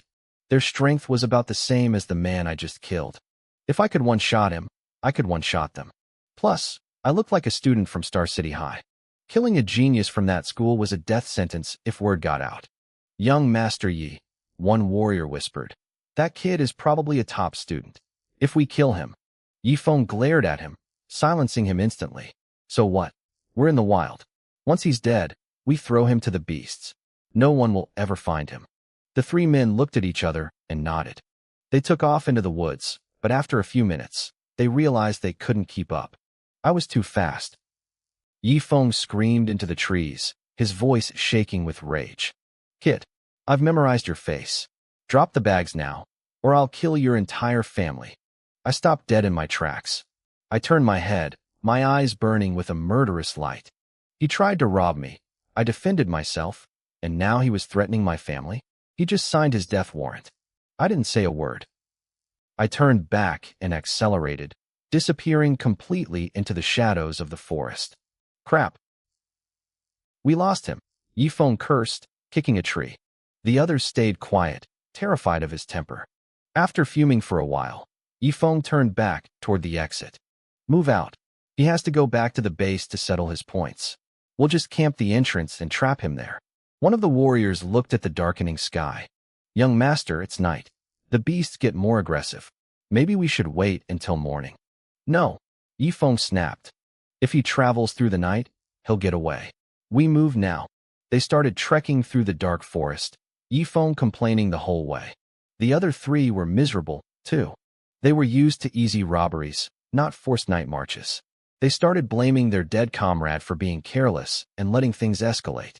If I see him again, I'm stabbing him first, one grumbled. Don't get ahead of yourself, another replied. If that useless idiot hadn't let his guard down. Suddenly, a shadow exploded from the bushes. A spear tip flashed in the moonlight, driving straight through the chest of the man who was just speaking. I didn't linger. The moment the hit landed, I retreated back into the darkness. It was so fast and so unexpected that they didn't even see my face. Another body hit the ground. Yifeng and the remaining two stood paralyzed. The realization hit them like a bucket of ice water. I hadn't run away. I was hunting them. Fast. Get moving. Yifeng stammered, his voice cracking as he swallowed hard. Get out of this place now. They didn't say another word. They huddled together, eyes darting frantically at every rustle in the leaves. Every shadow looked like me. A loud snap echoed from the left. The three of them jumped, weapons raised, staring into the dark for 10 long seconds. Nothing happened. I was toys with them, wearing down their nerves. I'm going to kill him, Yifeng hissed through gritted teeth, though his hands were shaking. Cowardly brat. Only knows how to ambush. Come out and fight like a man. Right, guys? One of the mercenaries cursed under his breath, his voice trembling with a fear he couldn't hide. He waited for a response from the third man in their group, but silence was the only answer. Yifeng and the remaining guard froze. A cold dread settled in my stomach, or rather, in theirs. Thud, the sound of something heavy hitting the forest floor echoed through the trees. They spun around, eyes wide, and their hair stood on end. Another comrade was dead. Damn it! Damn it all! Yifeng screamed, his voice cracking as he tried to vent the terror bubbling up inside him. The last surviving guard grabbed his arm, shaking him. Young Master Yi, stop shouting. We have to go now. Yifeng slammed his mouth shut. He didn't need to be told twice. They turned to bolt, but they didn't get far. After only a few steps, they jolted to a halt. I was standing right there, blocking their path. I held my spear loosely, watching them through the moonlight. I wasn't hiding anymore. When Yifeng saw it was just me, the tension seemed to drain out of him. He let out a long, shaky breath, his fear turning back into arrogance. You little brat. So you've stopped hiding in the shadows? He let out a murderous sneer. The guard beside him locked his eyes on me, terrified I might vanish into the darkness again. My gaze stayed cold. I looked at them the way a butcher looks at meat. There are only 2 of you left, I said quietly. I don't need to ambush you anymore. Yifeng had threatened to kill my entire family. I wasn't going to let him die quickly. Don't need to ambush us? Yifeng laughed, though it sounded forced. Who do you think you are? Before the words fully left his mouth, he lunged forward. The guard followed right on his heels. I didn't flinch. I stepped into the strike, my spear moving like a dragon emerging from the sea. The tip of my blade collided with Yifeng's attack in a spray of sparks. Yifeng's face paled. He grunted, the force of my strike sending him stumbling back several steps. He looked at me with newfound gravity. He was a high-level rank 1 martial artist, yet I had pushed him back with a single blow. I didn't give him time to recover. Sensing the opening, I pivoted and lunged at the guard. My spear movements were wide and oppressive, leaving him no room to breathe. In a flash of steel, I drove the spear home. Squelch. I pulled the blade out and flicked the blood onto the grass. Yifeng's expression turned hideous. Only a few hours ago, he had a 5-man team. Now, he was the only one left. Your turn, I said, stepping toward him. You think you've won? Yifeng sneered. When I was barely 3 meters away, he suddenly pointed a finger at me. A sharp blast of chi shot toward my chest at blinding speed. My heart skipped a beat. I twisted my body instinctively, feeling the air ripple past my skin. Boom! The chi blast hit a massive tree behind me, snapping the trunk clean in half. I stared at the wreckage, my pulse racing. That power was no joke. Yifeng laughed, regaining his confidence. B-level technique, the void-piercing finger. He explained that his uncle, a base commander, had taught him this move before the mission. Even though he had only reached the beginner stage, its power far exceeded anything a normal rank 1 fighter could handle. He had used this to rob and kill countless others. If you kept hiding like a rat, I might not have caught you. Yifeng barked, firing another blast. But you came out to play. Now die. He kept firing streaks of white chi, forcing me to dive and roll. I couldn't get close to him. A peasant is always a peasant, he mocked, seeing me struggle. He thought he had me pinned. But he wasn't paying attention to my eyes. Every time he fired that finger, I wasn't just dodging. I was watching. I was analyzing the flow of his chi, the way his muscles moved, and the rhythm of the technique. A few minutes passed. Yifeng fired again, and this time, I acted like I was exhausted. My reaction was a split second too slow. The blast was headed straight for my heart. Die! Yifeng yelled, a victory smirk forming on his face. Then I stopped. I dropped my spear. I raised my own finger and pointed it right back at him. A streak of chi, identical to his, shot from my fingertip. The two blasts collided in midair, exploding with a deafening bang before vanishing into mist. Yifeng froze. His jaw dropped. What, how? How do you know the void-piercing finger? He couldn't believe it. He fired again, desperate to prove himself wrong. I fired back, my expression thoughtful as I adjusted my technique in real time. You bastard, he screamed, his voice high and shrill with terror. Who did you steal this from? He wasn't just shocked anymore. He was horrified. It had taken him a full month of training under a master just to reach the beginner stage. His uncle had called him a genius for it. Yet here I was, learning it in the middle of a life-or-death fight. I saw the realization hit him. He was looking at a monster. I have to get out of here, he whispered, his shoulders shaking. He started backing away toward the edge of the forest, firing wild shots to keep me at bay. Suddenly, a hum filled the air. I pointed my finger again, but this time, the chi blast was twice as thick as before.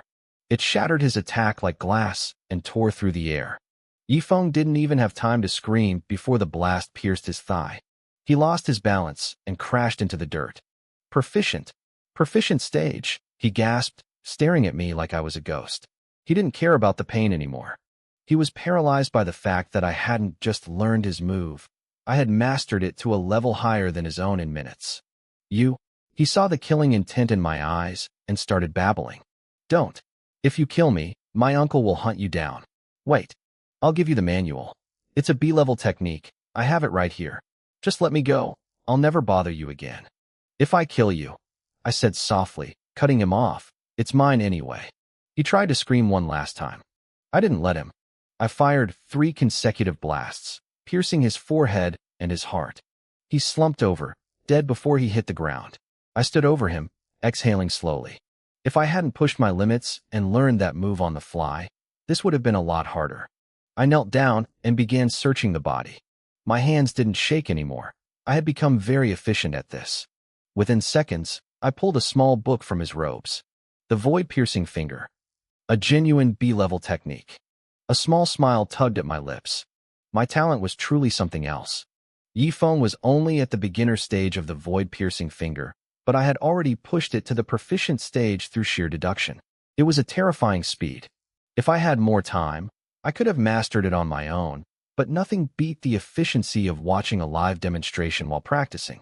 I spent a few moments flipping through the manual I took from his body. Then, I turned my attention to the 5 heavy bags sitting next to him. They were filled to the brim with beast ears. Each one was packed tighter than my own bag.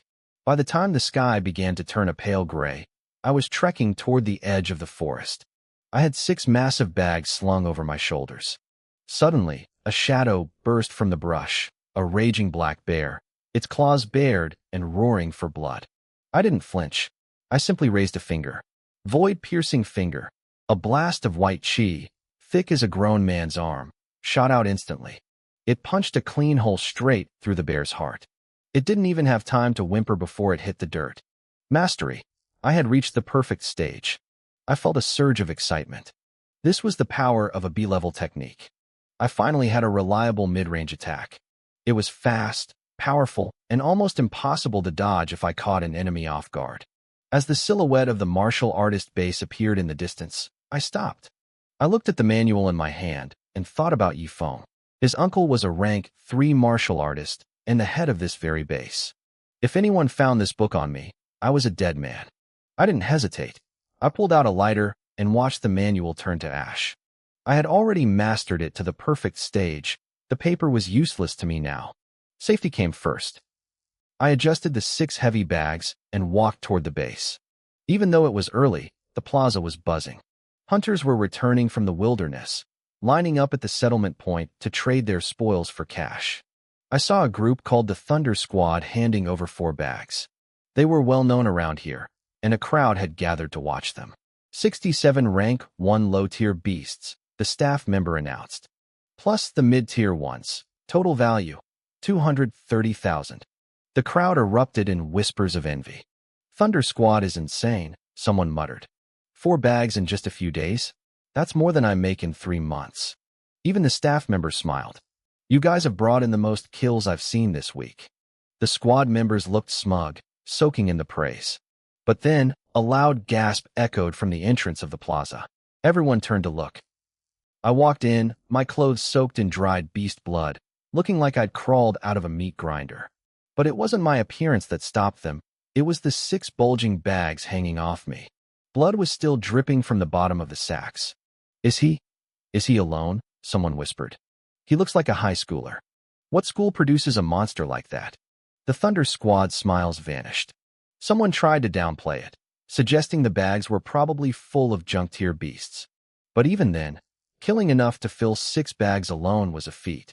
I ignored the stares and walked straight to the counter. The crowd parted for me like the Red Sea. The staff member, who had been casual with everyone else, stood up straight. He looked at my bags and then back at me with newfound respect. Let me help you with those, sir, he said, his voice hushed. He took the first bag and dumped it out. A mountain of ears spilled onto the floor.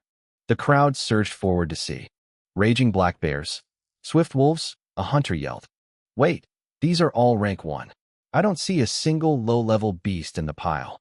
The crowd went silent as he emptied the other 5 bags. By the time he was done, the floor was covered in a carpet of trophies. It wasn't just rank 1 low tiers. There were dozens of mid-tiers and even several high-tier beasts. No way, a voice cracked. Is that a black jade python scale? The crowd went ballistic. The black jade python was the king of rank 1 beasts. Most squads ran the other way if they saw one. The Thunder Squad looked like they wanted to disappear. They had once nearly been wiped out by one of those snakes, yet here was a kid who had clearly hunted one down solo. The staff member's hands were shaking slightly. He looked up at me. The black jade python. Did you find the crystal scale on its forehead? I reached into my pocket and pulled out a shimmering, translucent scale. Yes, that's it, he exclaimed. The base pays a premium for these. Are you willing to sell it? How much? I asked. He held up a finger. 10,000 star credits. I blinked. A single scale was worth more than 2 high-tier beast kills. I didn't have to think twice. Deal, I said. The staff member told me to wait while he finished the tally. He started counting the pile, his hands moving quickly, but his expression grew more shocked with every second. When he finally finished, he looked up at me, his eyes wide with disbelief. He cleared his throat and announced the results. 72 rank 1 low-tier beasts. 83 rank 1 mid-tier beasts. 17 rank 1 high-tier beasts. He paused, taking a breath. Plus the black jade python scale. That's 10,000 on its own. He tapped a few keys on his screen, and the final number popped up. Total payout, 416,000 star credits. The room exploded. The other hunters went ballistic. 416,000? Someone screamed. I couldn't make that much in 6 months. I'm a rank 1 low tier, another guy muttered, looking defeated. It would take me 2.5 years of nonstop hunting to hit that number. Everyone was staring at me like I was a monster. Even the Thunder Squad, who had been acting so superior earlier, just shook their heads in silence. They had brought in 23,000, which was a decent haul for a 5-man team. I had doubled their entire squad's earnings by myself. The transaction went through quickly. I pulled out my phone and watched the notification pop up. 416,000 credits successfully deposited. I turned to leave, and the crowd of hunters instinctively parted, clearing a path for me like I was royalty. Suddenly, a massive boom echoed through the hall. A figure crashed through a second-story window, landing hard on the ground floor. Nobody moves. He roared. Seal the exits. Don't let a single fly out of this building. The base went silent. The man standing there was Yi Chi, the head of the entire hunter base. He looked like he wanted to kill someone. Manager Yi, one hunter asked cautiously. What's going on? Yi Chi's eyes were cold as ice. My nephew, Yi Feng, has been murdered. The crowd gasped, but I noticed a few people biting their lips to keep from smiling. Yi Feng had been a local plague, robbing hunters in the wild for weeks. Most people here probably wanted to thank the guy who did it. From this moment on, everyone gets searched, Yi Chi declared. You don't leave until you're cleared. The room turned restless. A search? Just because your nephew died? Someone grumbled. Yi Chi's gaze snapped to the speaker, his killing intent filling the room. Yi Feng was carrying a B-rank martial arts manual. Whoever killed him definitely took it. Until I find that manual, nobody leaves. A B-rank manual? The hunters went quiet. That was worth a fortune. Nobody dared to protest anymore. Yi Chi was clearly on the edge of a breakdown. As the staff started searching people, Yi Chi's eyes wandered over to the settlement counter. He saw the mountain of beast ears I had just turned in. Who killed all these? He demanded. Every finger in the room pointed at me. Yi Chi walked over, his presence heavy and suffocating. He looked at my face, then at my rank. A rank 1 low tier, he sneered. You expect me to believe you killed all of these alone? He stepped closer, his voice dropping to a dangerous whisper. I think you killed my nephew, stole his bags, and had the balls to come here and cash them in. The other hunters looked at me with pity. They thought I was dead meat. Search him, Yi Chi barked. A staff member stepped toward me, but I didn't move. I simply raised my spear, the tip pointing straight at the man's chest. He froze. The crowd gasped. I was actually defying the base manager. Yi Chi's face turned red with rage. You dare resist? I'm a student at Star City High School, I said calmly. That one sentence made Yi Chi stop in his tracks. He looked at my young face, then back at the massive pile of trophies. A student who could hunt like this was a once-in-a-decade genius. He could bully random hunters all day, but if he offended a genius who eventually grew into a powerhouse, he'd be signing his own death warrant. He hesitated, his desire for revenge clashing with his survival instinct. Finally, he softened his tone. My nephew is dead, he said. I have to search everyone. Do me a favor and cooperate. I'll give you 10,000 credits for the trouble. How about it? I frowned, pretending to be insulted. I stayed silent, acting like I was weighing my options. Yi Chi gritted his teeth and held up 3 fingers. 30,000. I waited a beat, then gave a reluctant nod. Fine. The staff searched me thoroughly. They went through my pockets, my bags, and my clothes. After a minute, the staff member looked at Yi Chi and shook his head. There was no manual. You're clear, Yi Chi said, waving me off. Go. He transferred the extra 30,000 to my account. I didn't rush out. Instead, I took my time, went to the showers, cleaned off the blood, and changed into fresh clothes. I wanted to look like I had absolutely nothing to hide. Yi Chi watched me the whole time, but seeing how relaxed I was, he finally looked away. Keep searching the others, he yelled. As I walked out of the base, my heart was hammering against my ribs. That was close. If I hadn't been smart enough to burn that manual after memorizing it, I'd be a corpse right now. Most people wouldn't have the heart to destroy a B-rank technique, but I knew my life was worth more than paper. Yi Chi would never guess that someone could master a B-rank technique to perfection in the few hours it took to walk back from the forest. I flagged down a taxi. To the Martial Arts Association, I told the driver. I was officially a rank 1 martial artist now. It was time to get my certification and claim my monthly stipend. I opened my status window to check my progress. My blood vitality had hit 103, and my mental energy was at 23. My body tempering was at 6%. The 4 days of constant life-and-death fighting had pushed my stats higher than I expected. But the most important part was my skills. My Thunder Punch, Vajra Punch, Floating Light Palm, and Void Step were all at perfect level. And I had over 500 points of potential saved up. I was ready for whatever came next. The progress I had made through training alone was nothing compared to this. I looked at my status window and frowned. My body tempering progress had jumped from 3% to 6%. I hadn't noticed it during the chaos of my breakthrough to rank 1, but seeing it now, I realized how slow the natural process was. A major breakthrough in rank had only given me a measly 3% increase. Without my system, reaching 100% would be a pipe dream. It made sense why special physiques were so legendary and rare. Every martial artist wanted one, and I was no exception. I needed to know the cost. I decided to test how many points it took to move the needle. I spent 1 point of my martial value on body tempering. The number shifted from 6% to 6.1%. My muscles twitched. I felt a tiny, sharp spark of strength surge through my limbs. It was small, but it was real. So, 10 points for every 1%. Next, I tested my mental energy. I spent 1 point, and it moved from 23 to 23.1. It was the same 10-to-1 ratio. I did the math in my head and sighed. To get my body tempering to 100%, I needed nearly 1,000 points. I had no idea how much mental energy I needed to become a spirit master, but it wouldn't be cheap. I looked at my total points, 534. It was a massive haul from 4 days of slaughtering beasts, but it suddenly felt like pocket change. Still, I had to choose. Blood vitality was just a measure of rank, but body tempering was raw combat power. Power was my priority. I dumped 300 points into body tempering. My progress bar surged from 6.1% to 36.1%. The reaction was violent. I was sitting in the passenger seat of the taxi when my entire body buckled. My muscles swelled instantly, bulging beneath my skin like coiled snakes. My veins turned into thick, purple cords. My clothes groaned, the seams screaming as they stretched to their absolute limit.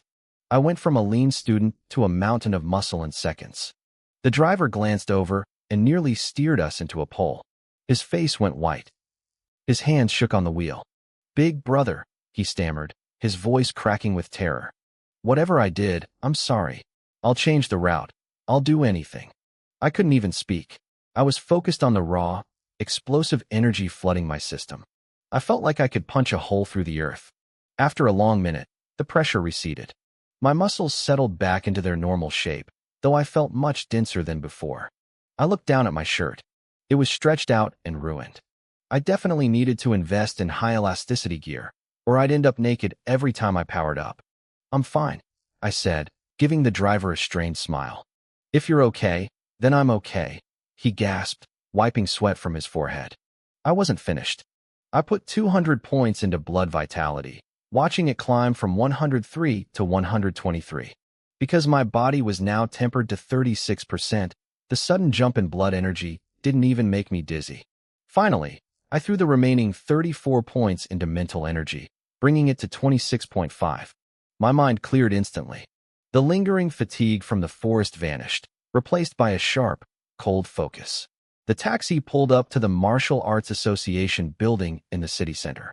I paid the fare and stepped out, heading straight for the front desk to ask about the Rank 1 certification exam. As I turned toward the testing hall, I heard a familiar, boastful voice behind me. "Teacher, my talent isn't bad, right?" I healed up and broke through to Rank 1 already. I glanced back. It was Li Ming and our teacher, Jiang Ming. They were walking toward the same hall. I didn't want a confrontation, so I turned my head and kept walking. Li Ming's breakthrough didn't concern me. "Wait," Jiang Ming muttered, squinting at my back. "That silhouette looks familiar." He shook his head, unable to place me. He walked up to the desk, asked for the testing location, and realized I was heading the same way. "Look at that kid," Jiang Ming whispered to his student, nodding toward me.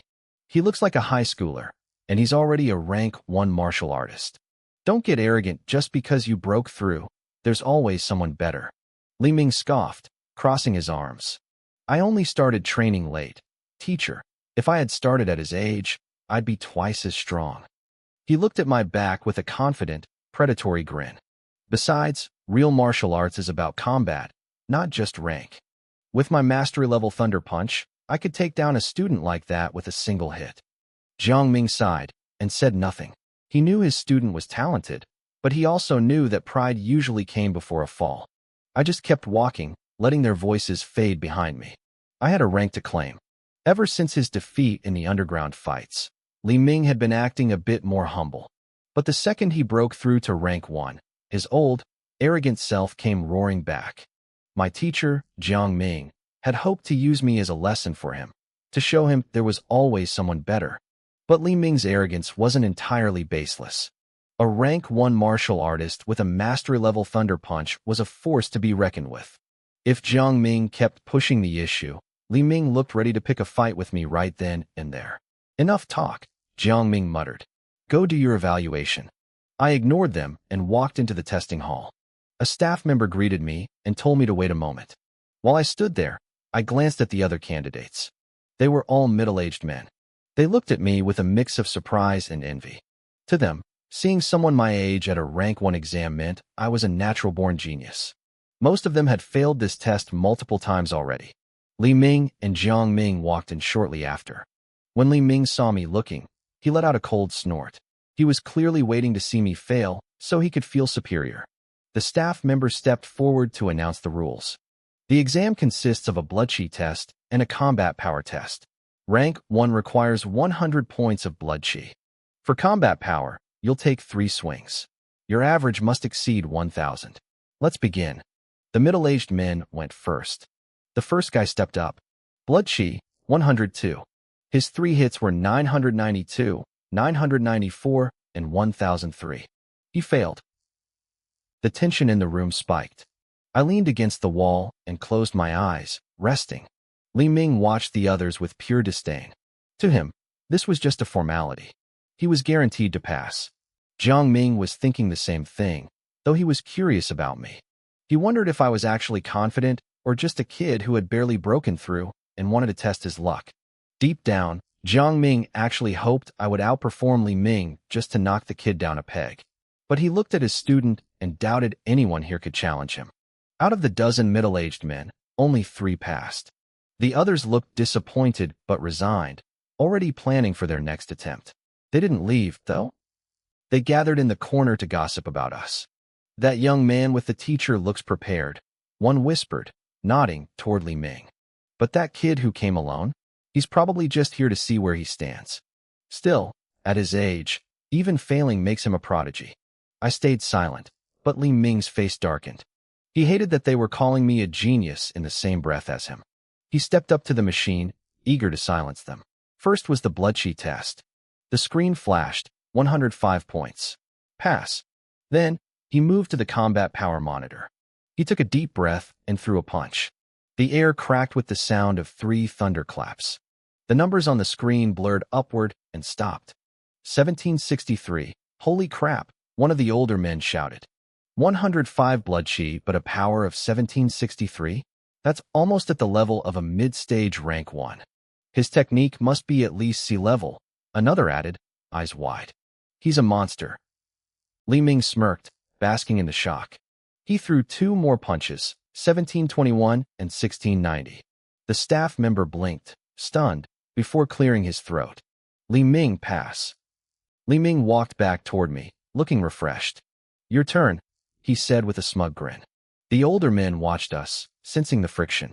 I opened my eyes, walked past Li Ming without even glancing at him, and headed straight for the blood chi tester. Li Ming scowled at being ignored, crossing his arms to watch the show. Jiang Ming sighed, already thinking about where he could find a real talent to humble his student. Then, the room went silent. Then, someone screamed. What the? Is the machine broken? I looked at the display. Li Ming froze, his mind going blank. Jiang Ming rubbed his eyes, leaning in to make sure he wasn't hallucinating. Blood chi, 123. It was over 15 points higher than Li Ming. Jiang Ming took a sharp breath. Where did this kid come from? Li Ming's face turned from pale to red and back again. He felt like a clown. He tried to comfort himself, whispering under his breath that blood chi wasn't everything. Combat power was what mattered. The staff member finally snapped out of his trance. B blood chi test, pass. Next is combat power. I stepped up to the heavy punching bag. I was curious myself. After my body's recent evolution, I didn't know where my limit was. Since I had 3 tries, I decided to keep it simple for the first one. No special techniques, just raw strength. I took a deep breath, coiled my spine like a stalking tiger, and exploded forward. My fist slammed into the target with a deafening boom. The massive testing machine didn't just register the hit. It flew back 10 meters, shaking violently, before losing its balance and crashing onto the floor. The entire hall fell into a deathly silence. Everyone just stared. The entire hall fell into a deathly silence. Everyone stared at the testing machine lying on the floor, their faces frozen in disbelief. I had just punched a heavy, stationary device so hard that it flew 10 meters away. That kind of power was terrifying. Jiang Ming stood there, completely stunned. Li Ming's face, on the other hand, was a mess of colors, turning from pale to red and back again. Just moments ago, he had hit this machine with everything he had, and it hadn't even budged a single centimeter. Now, the kid he wanted to humiliate had sent the entire rig flying across the room. The staff member finally snapped out of his shock. He hurried over to the machine to set it upright again, his hands shaking as he grabbed the frame. As he lifted it, his eyes darted to the display screen to see the final reading. He let out a sharp gasp, and his hands gave way. The machine crashed back onto the floor with a heavy thud. He didn't even notice the noise. He just stared at the glowing numbers, his shoulders trembling. "My God, is this real?" he stammered. The other martial artists in the room couldn't hold back their curiosity anymore. They crowded forward, shouting at him to move out of the way.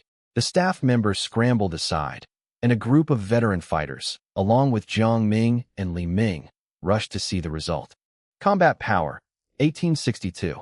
The room erupted. 1862? Are you kidding me? One of them yelled. That's way higher than the other kid's score. I thought the first guy was a genius, but this kid is on a whole different level. Li Ming didn't even look angry anymore. He looked broken. He stared at the screen, his hands trembling at his sides. He had always called himself a genius, but standing here, he felt like a complete failure. The gap wasn't just wide, it was a canyon. Jiang Ming stared at my back, his eyes filled with shock. But then, someone in the crowd let out a shaky cry. Wait, did he even use a technique just now? The hall went silent again as everyone replayed the scene in their heads. They realized I hadn't used any special moves or martial arts. It was just a straight punch. A cold shiver seemed to run through the room. People looked at me like I was some kind of monster.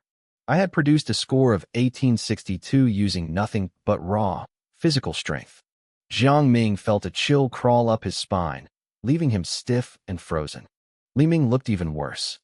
His legs turned to jelly, his vision went dark, and he collapsed right there on the floor, sitting in a daze.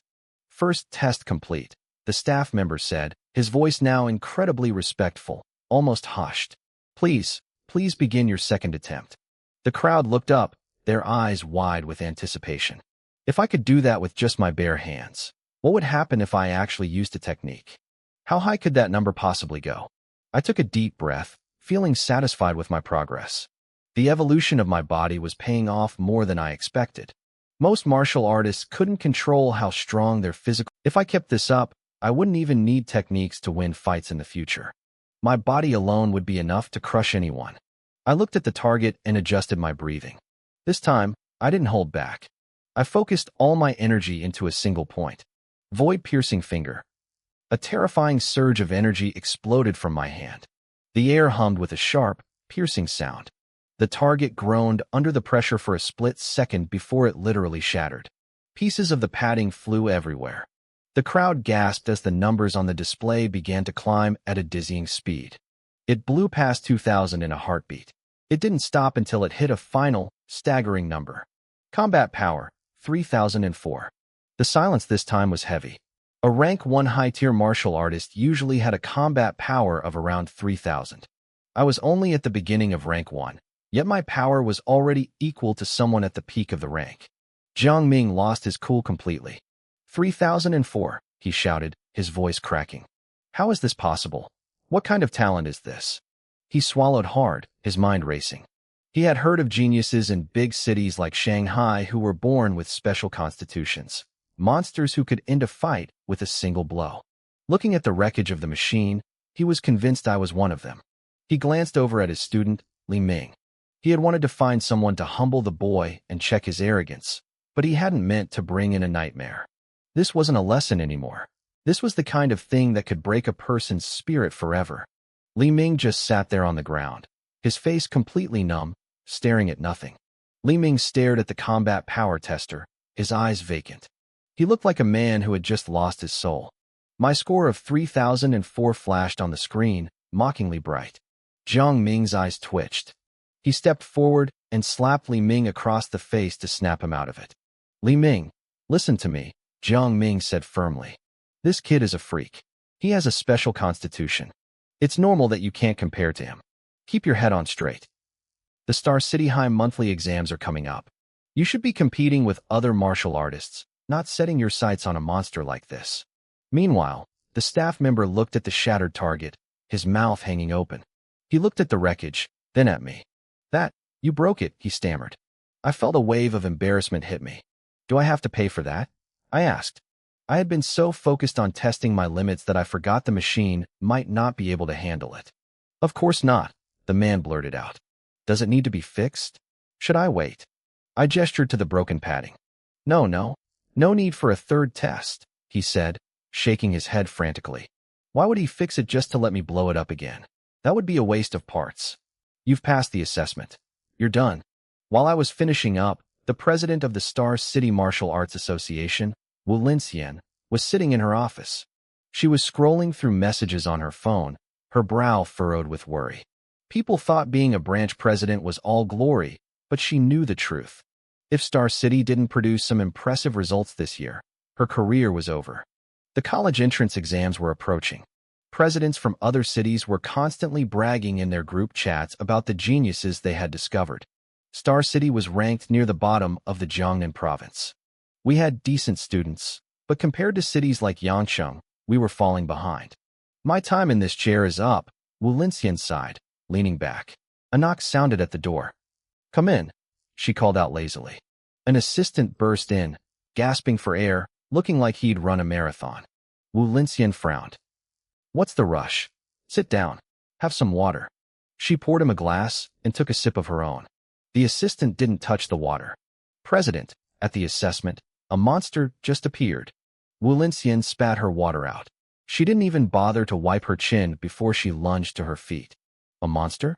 What happened? Tell me. The assistant was startled by her intensity. A rank 1 beginner. His raw physical power hit 1800.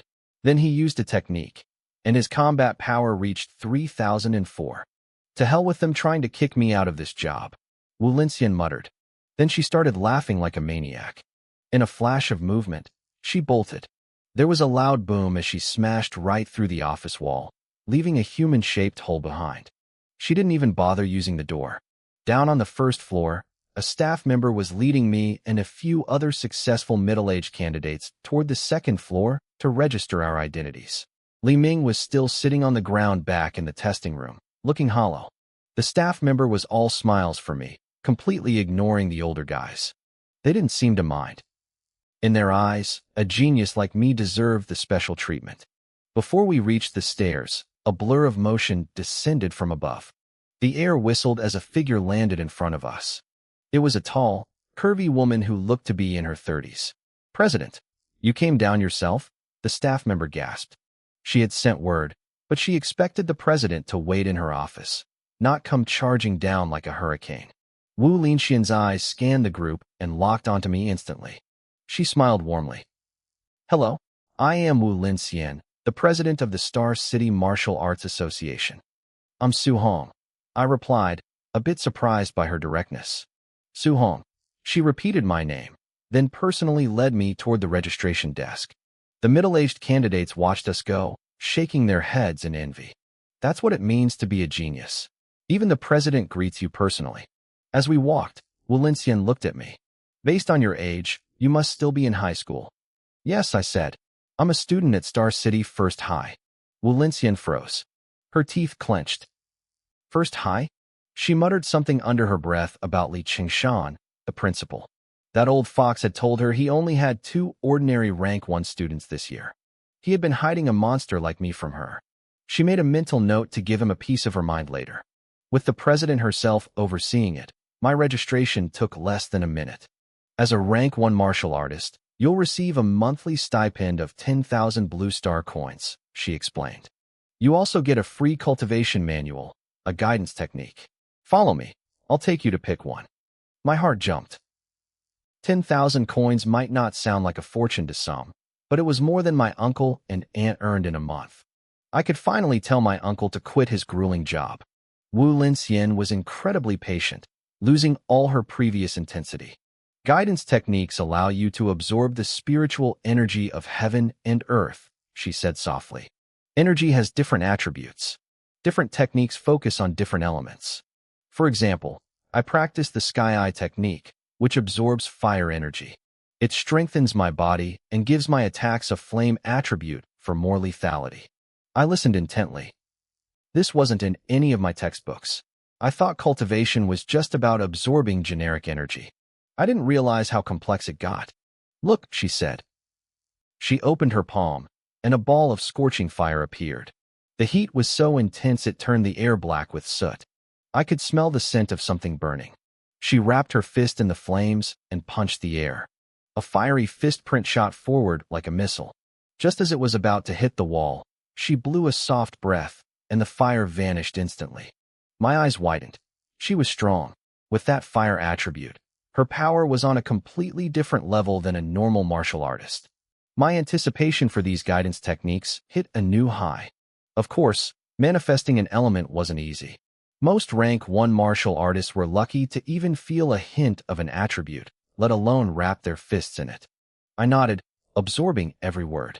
Wu Linxian led me to a private room. I took a deep breath and followed her inside. There are 7 attributes in the spiritual energy of heaven and earth, she explained. Gold, wood, water, fire, earth, lightning, and wind. Each has its own strengths. But if we're talking purely about raw destructive power, lightning is number 1. Gold is second, and fire is third. My eyes lit up. If I was going to pick, I wanted the strongest. I wanted lightning. Wu Linxian seemed to read my mind.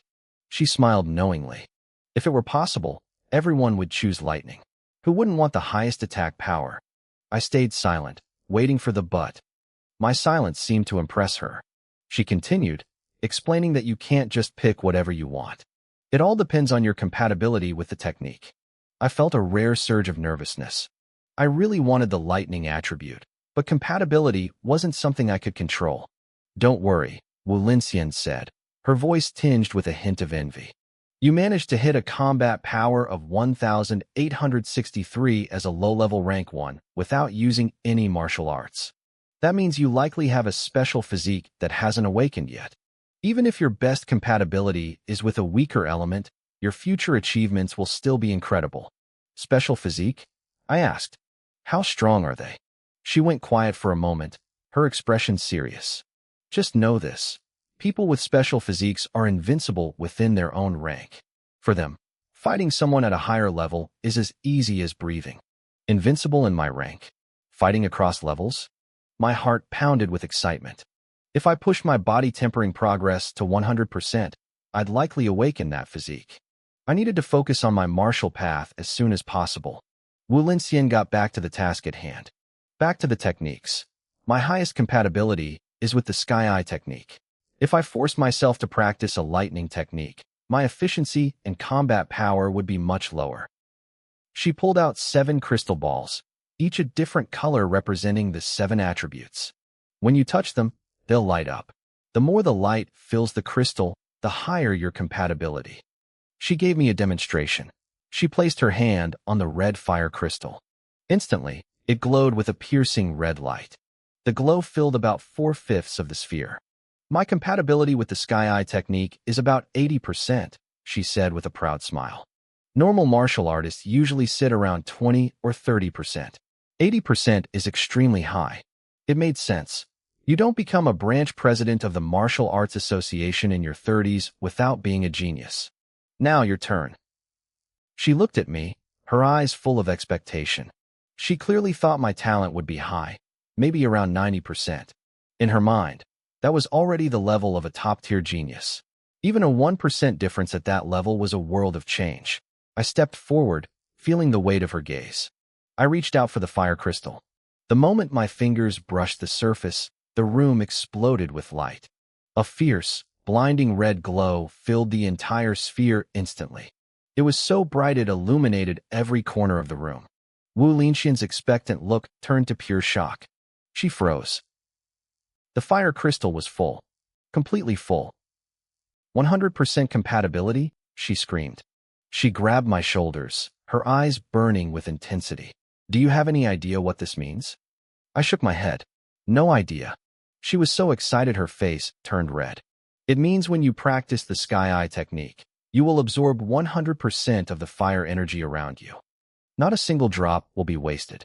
Your cultivation efficiency will be the highest possible. Her shoulders were literally shaking.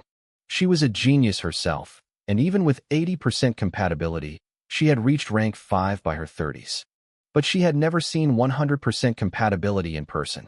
These people existed, but they were rare, usually found only in the elite circles of major cities like the capital or the Magic City. And here I was, in Star City, a middle-of-the-pack location in Jiangnan province. I actually found a monster, she whispered to herself.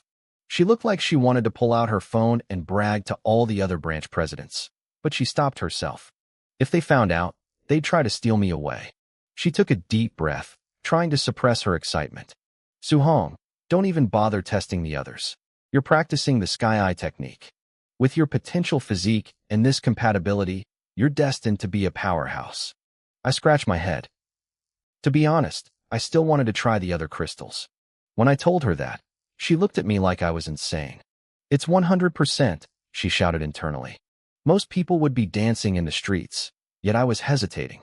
For the first time in her life, the genius, Wu Linxian, felt the gap between her talent and a true monster.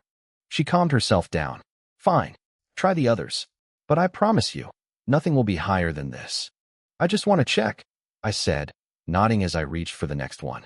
I reached out and touched the lightning crystal ball. In an instant, the glass exploded with blinding light. Arcs of electricity surged, filling every inch of the sphere until it looked like a trapped storm. I even heard a faint rumble of thunder echoing from within the crystal. Wu Linxian froze. Her mind went completely blank. 100% compatibility. Again. She stood there like a statue, unable to find her words. Her thoughts were screaming. Another one? It was full again. How was this even possible? First fire, now lightning, the most aggressive and destructive element of them all. She stared at me as if she were looking at a monster from another dimension. I didn't notice her terrified expression. I was too busy looking at my hand. I had a theory.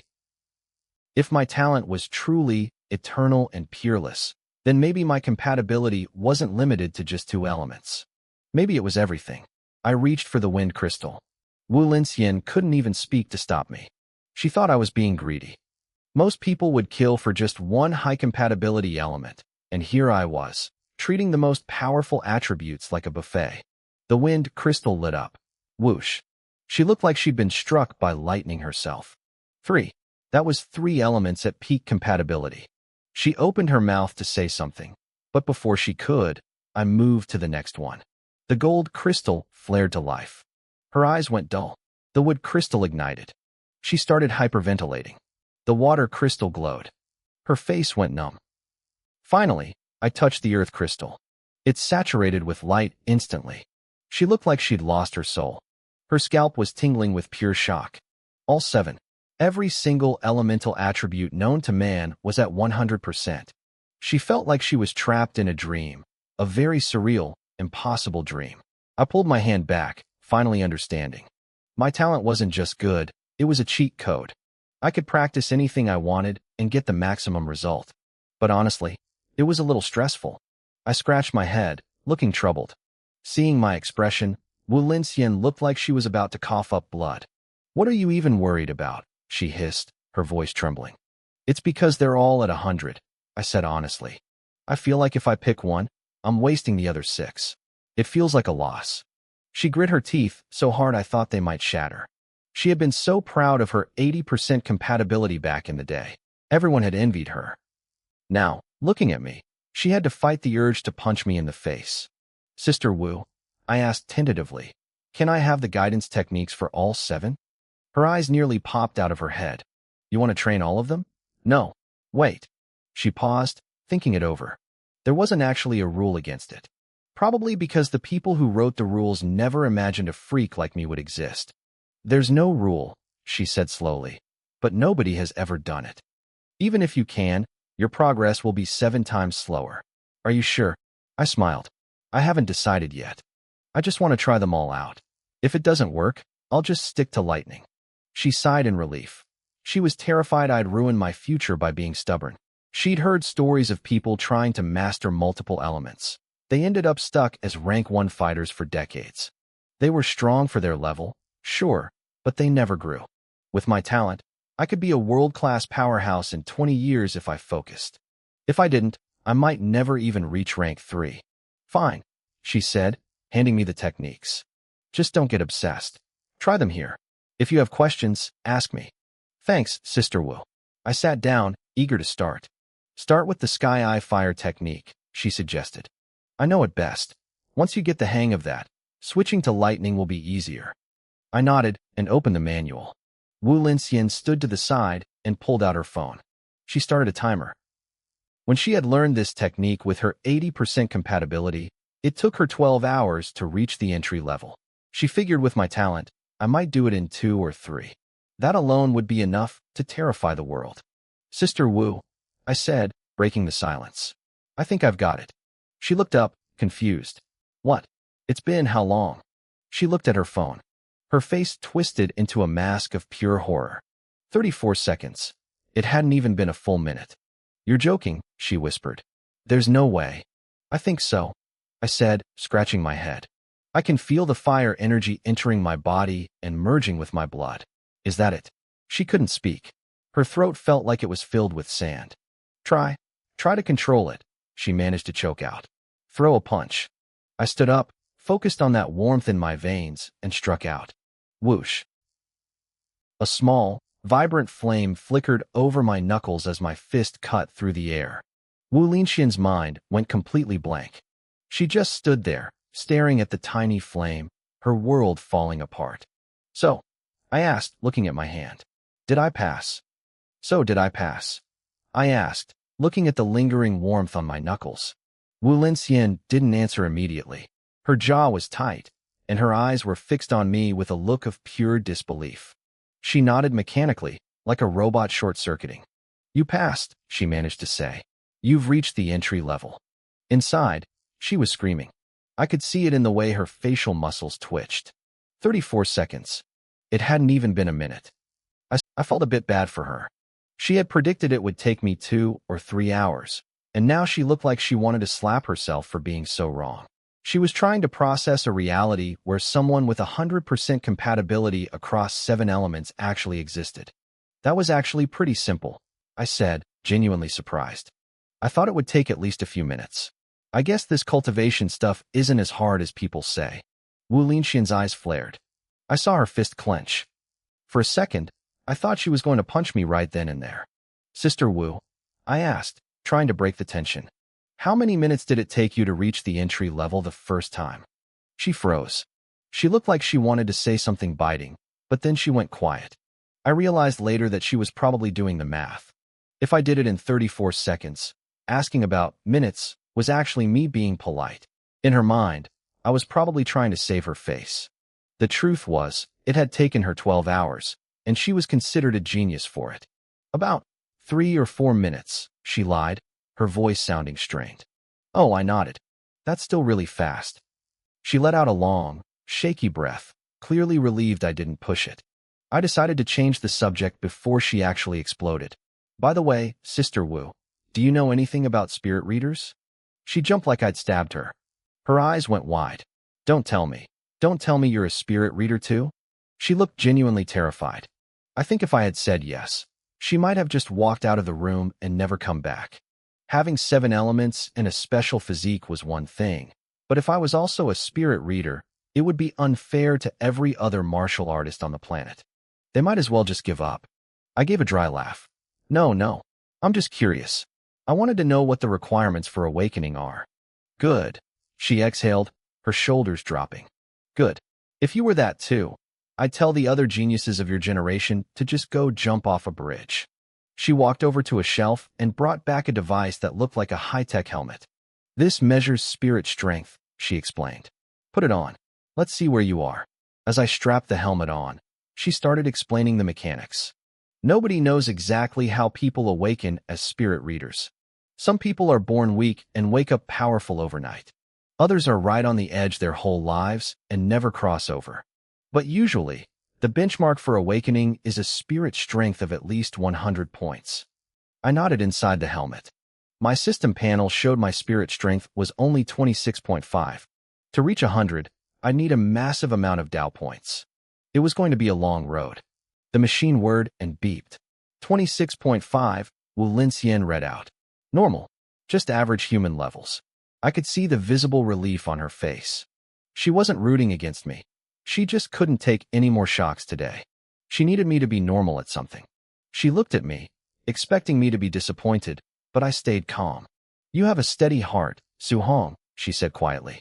With your talent and that mindset, there's nothing stopping you. Then, her expression turned serious.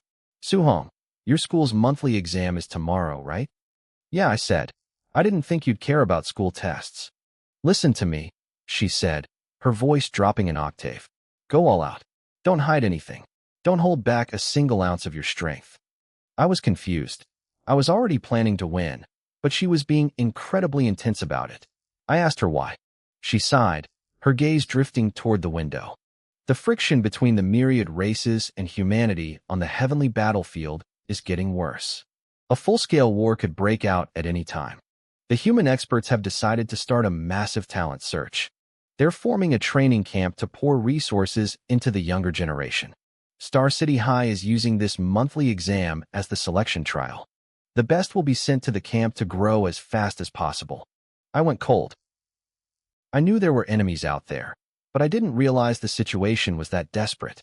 I always thought the tall people would hold up the sky while I just focused on making enough money to keep my aunt and uncle safe.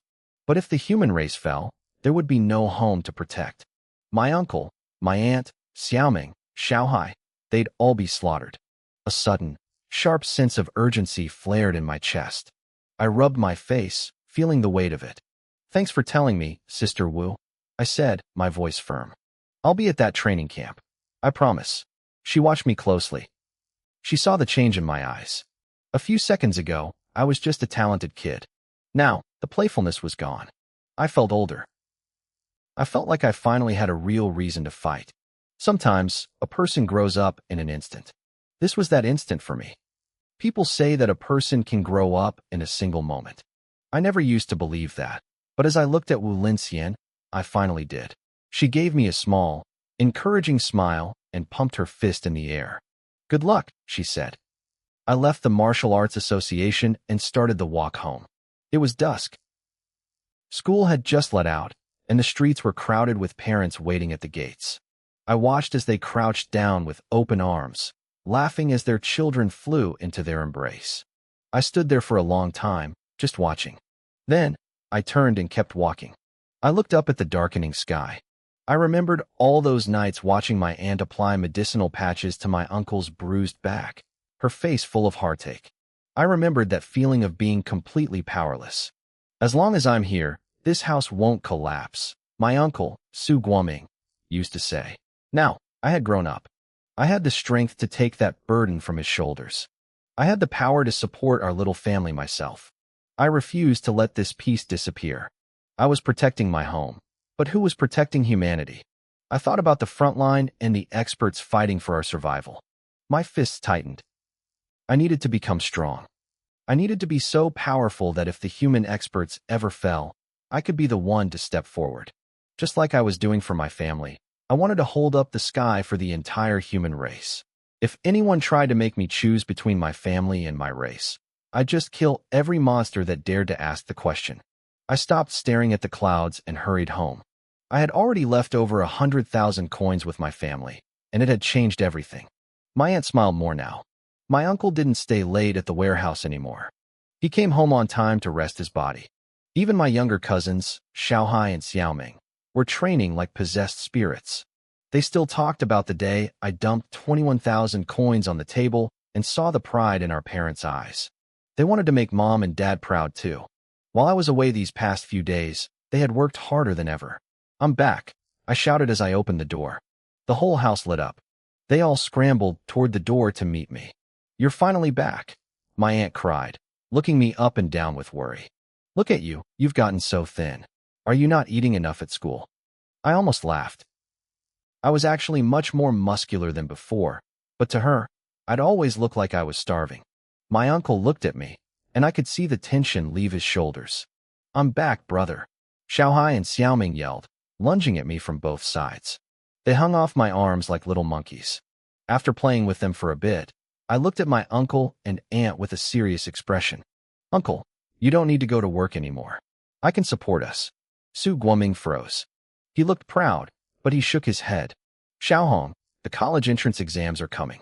You need to keep your money for your own martial arts training. It's expensive and… I cut him off with a grin. I'm already a rank 1 martial artist. I get a monthly government subsidy of 10,000 coins. You really don't need to work. The room went silent. My uncle, my aunt Qianlan, and the kids all stared at me like I'd grown a second head. Before they could process it, I pulled out a bank card and placed it on the table. There's over 400,000 in here, I said. Keep it. Use it for whatever you need. Before leaving the association, Wu Linxian had told me that the special training camp used a contribution point system. Cash was useless there.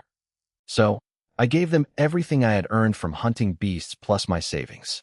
I only kept 30,000 for the exam registration fee. Wow, 40,000. Xiaohai and Xiaoming's eyes turned into stars. They looked at me with pure worship. My uncle and aunt were stunned. They didn't fully understand what being a rank 1 martial artist meant, but they understood 10,000 coins a month. Between my uncle's heavy lifting and my aunt's sewing, they didn't make half of that in a good month. And here I was, not even 18, already earning a state salary. Good, good, good, Su Guoming choked out, his voice thick with emotion. Qianlan bit her lip, tears streaming down her face. I smiled, feeling like a normal 18-year-old for the first time in a long while. That night, we went to a restaurant and ate until we were stuffed. We walked home under the stars, feeling a level of peace we had never known. Back at the house, the kids begged me to teach them some moves. I was happy to help. Because of my unique talent, my understanding of techniques was at the peak level. I could explain complex things in ways that were easy to grasp. I tried to teach them the void-piercing finger, but it was too advanced for their young bodies. Instead, I taught them the Benlei punch. I didn't hold anything back. After only 30 minutes of my guidance, both of them reached the entry level. When they threw a punch, a small crack of thunder echoed in the room. Whoa, I learned a sea-level technique. Xiaoming squealed, her eyes curving into adorable little crescents as she laughed. I watched them, my heart full. This was what I was fighting for.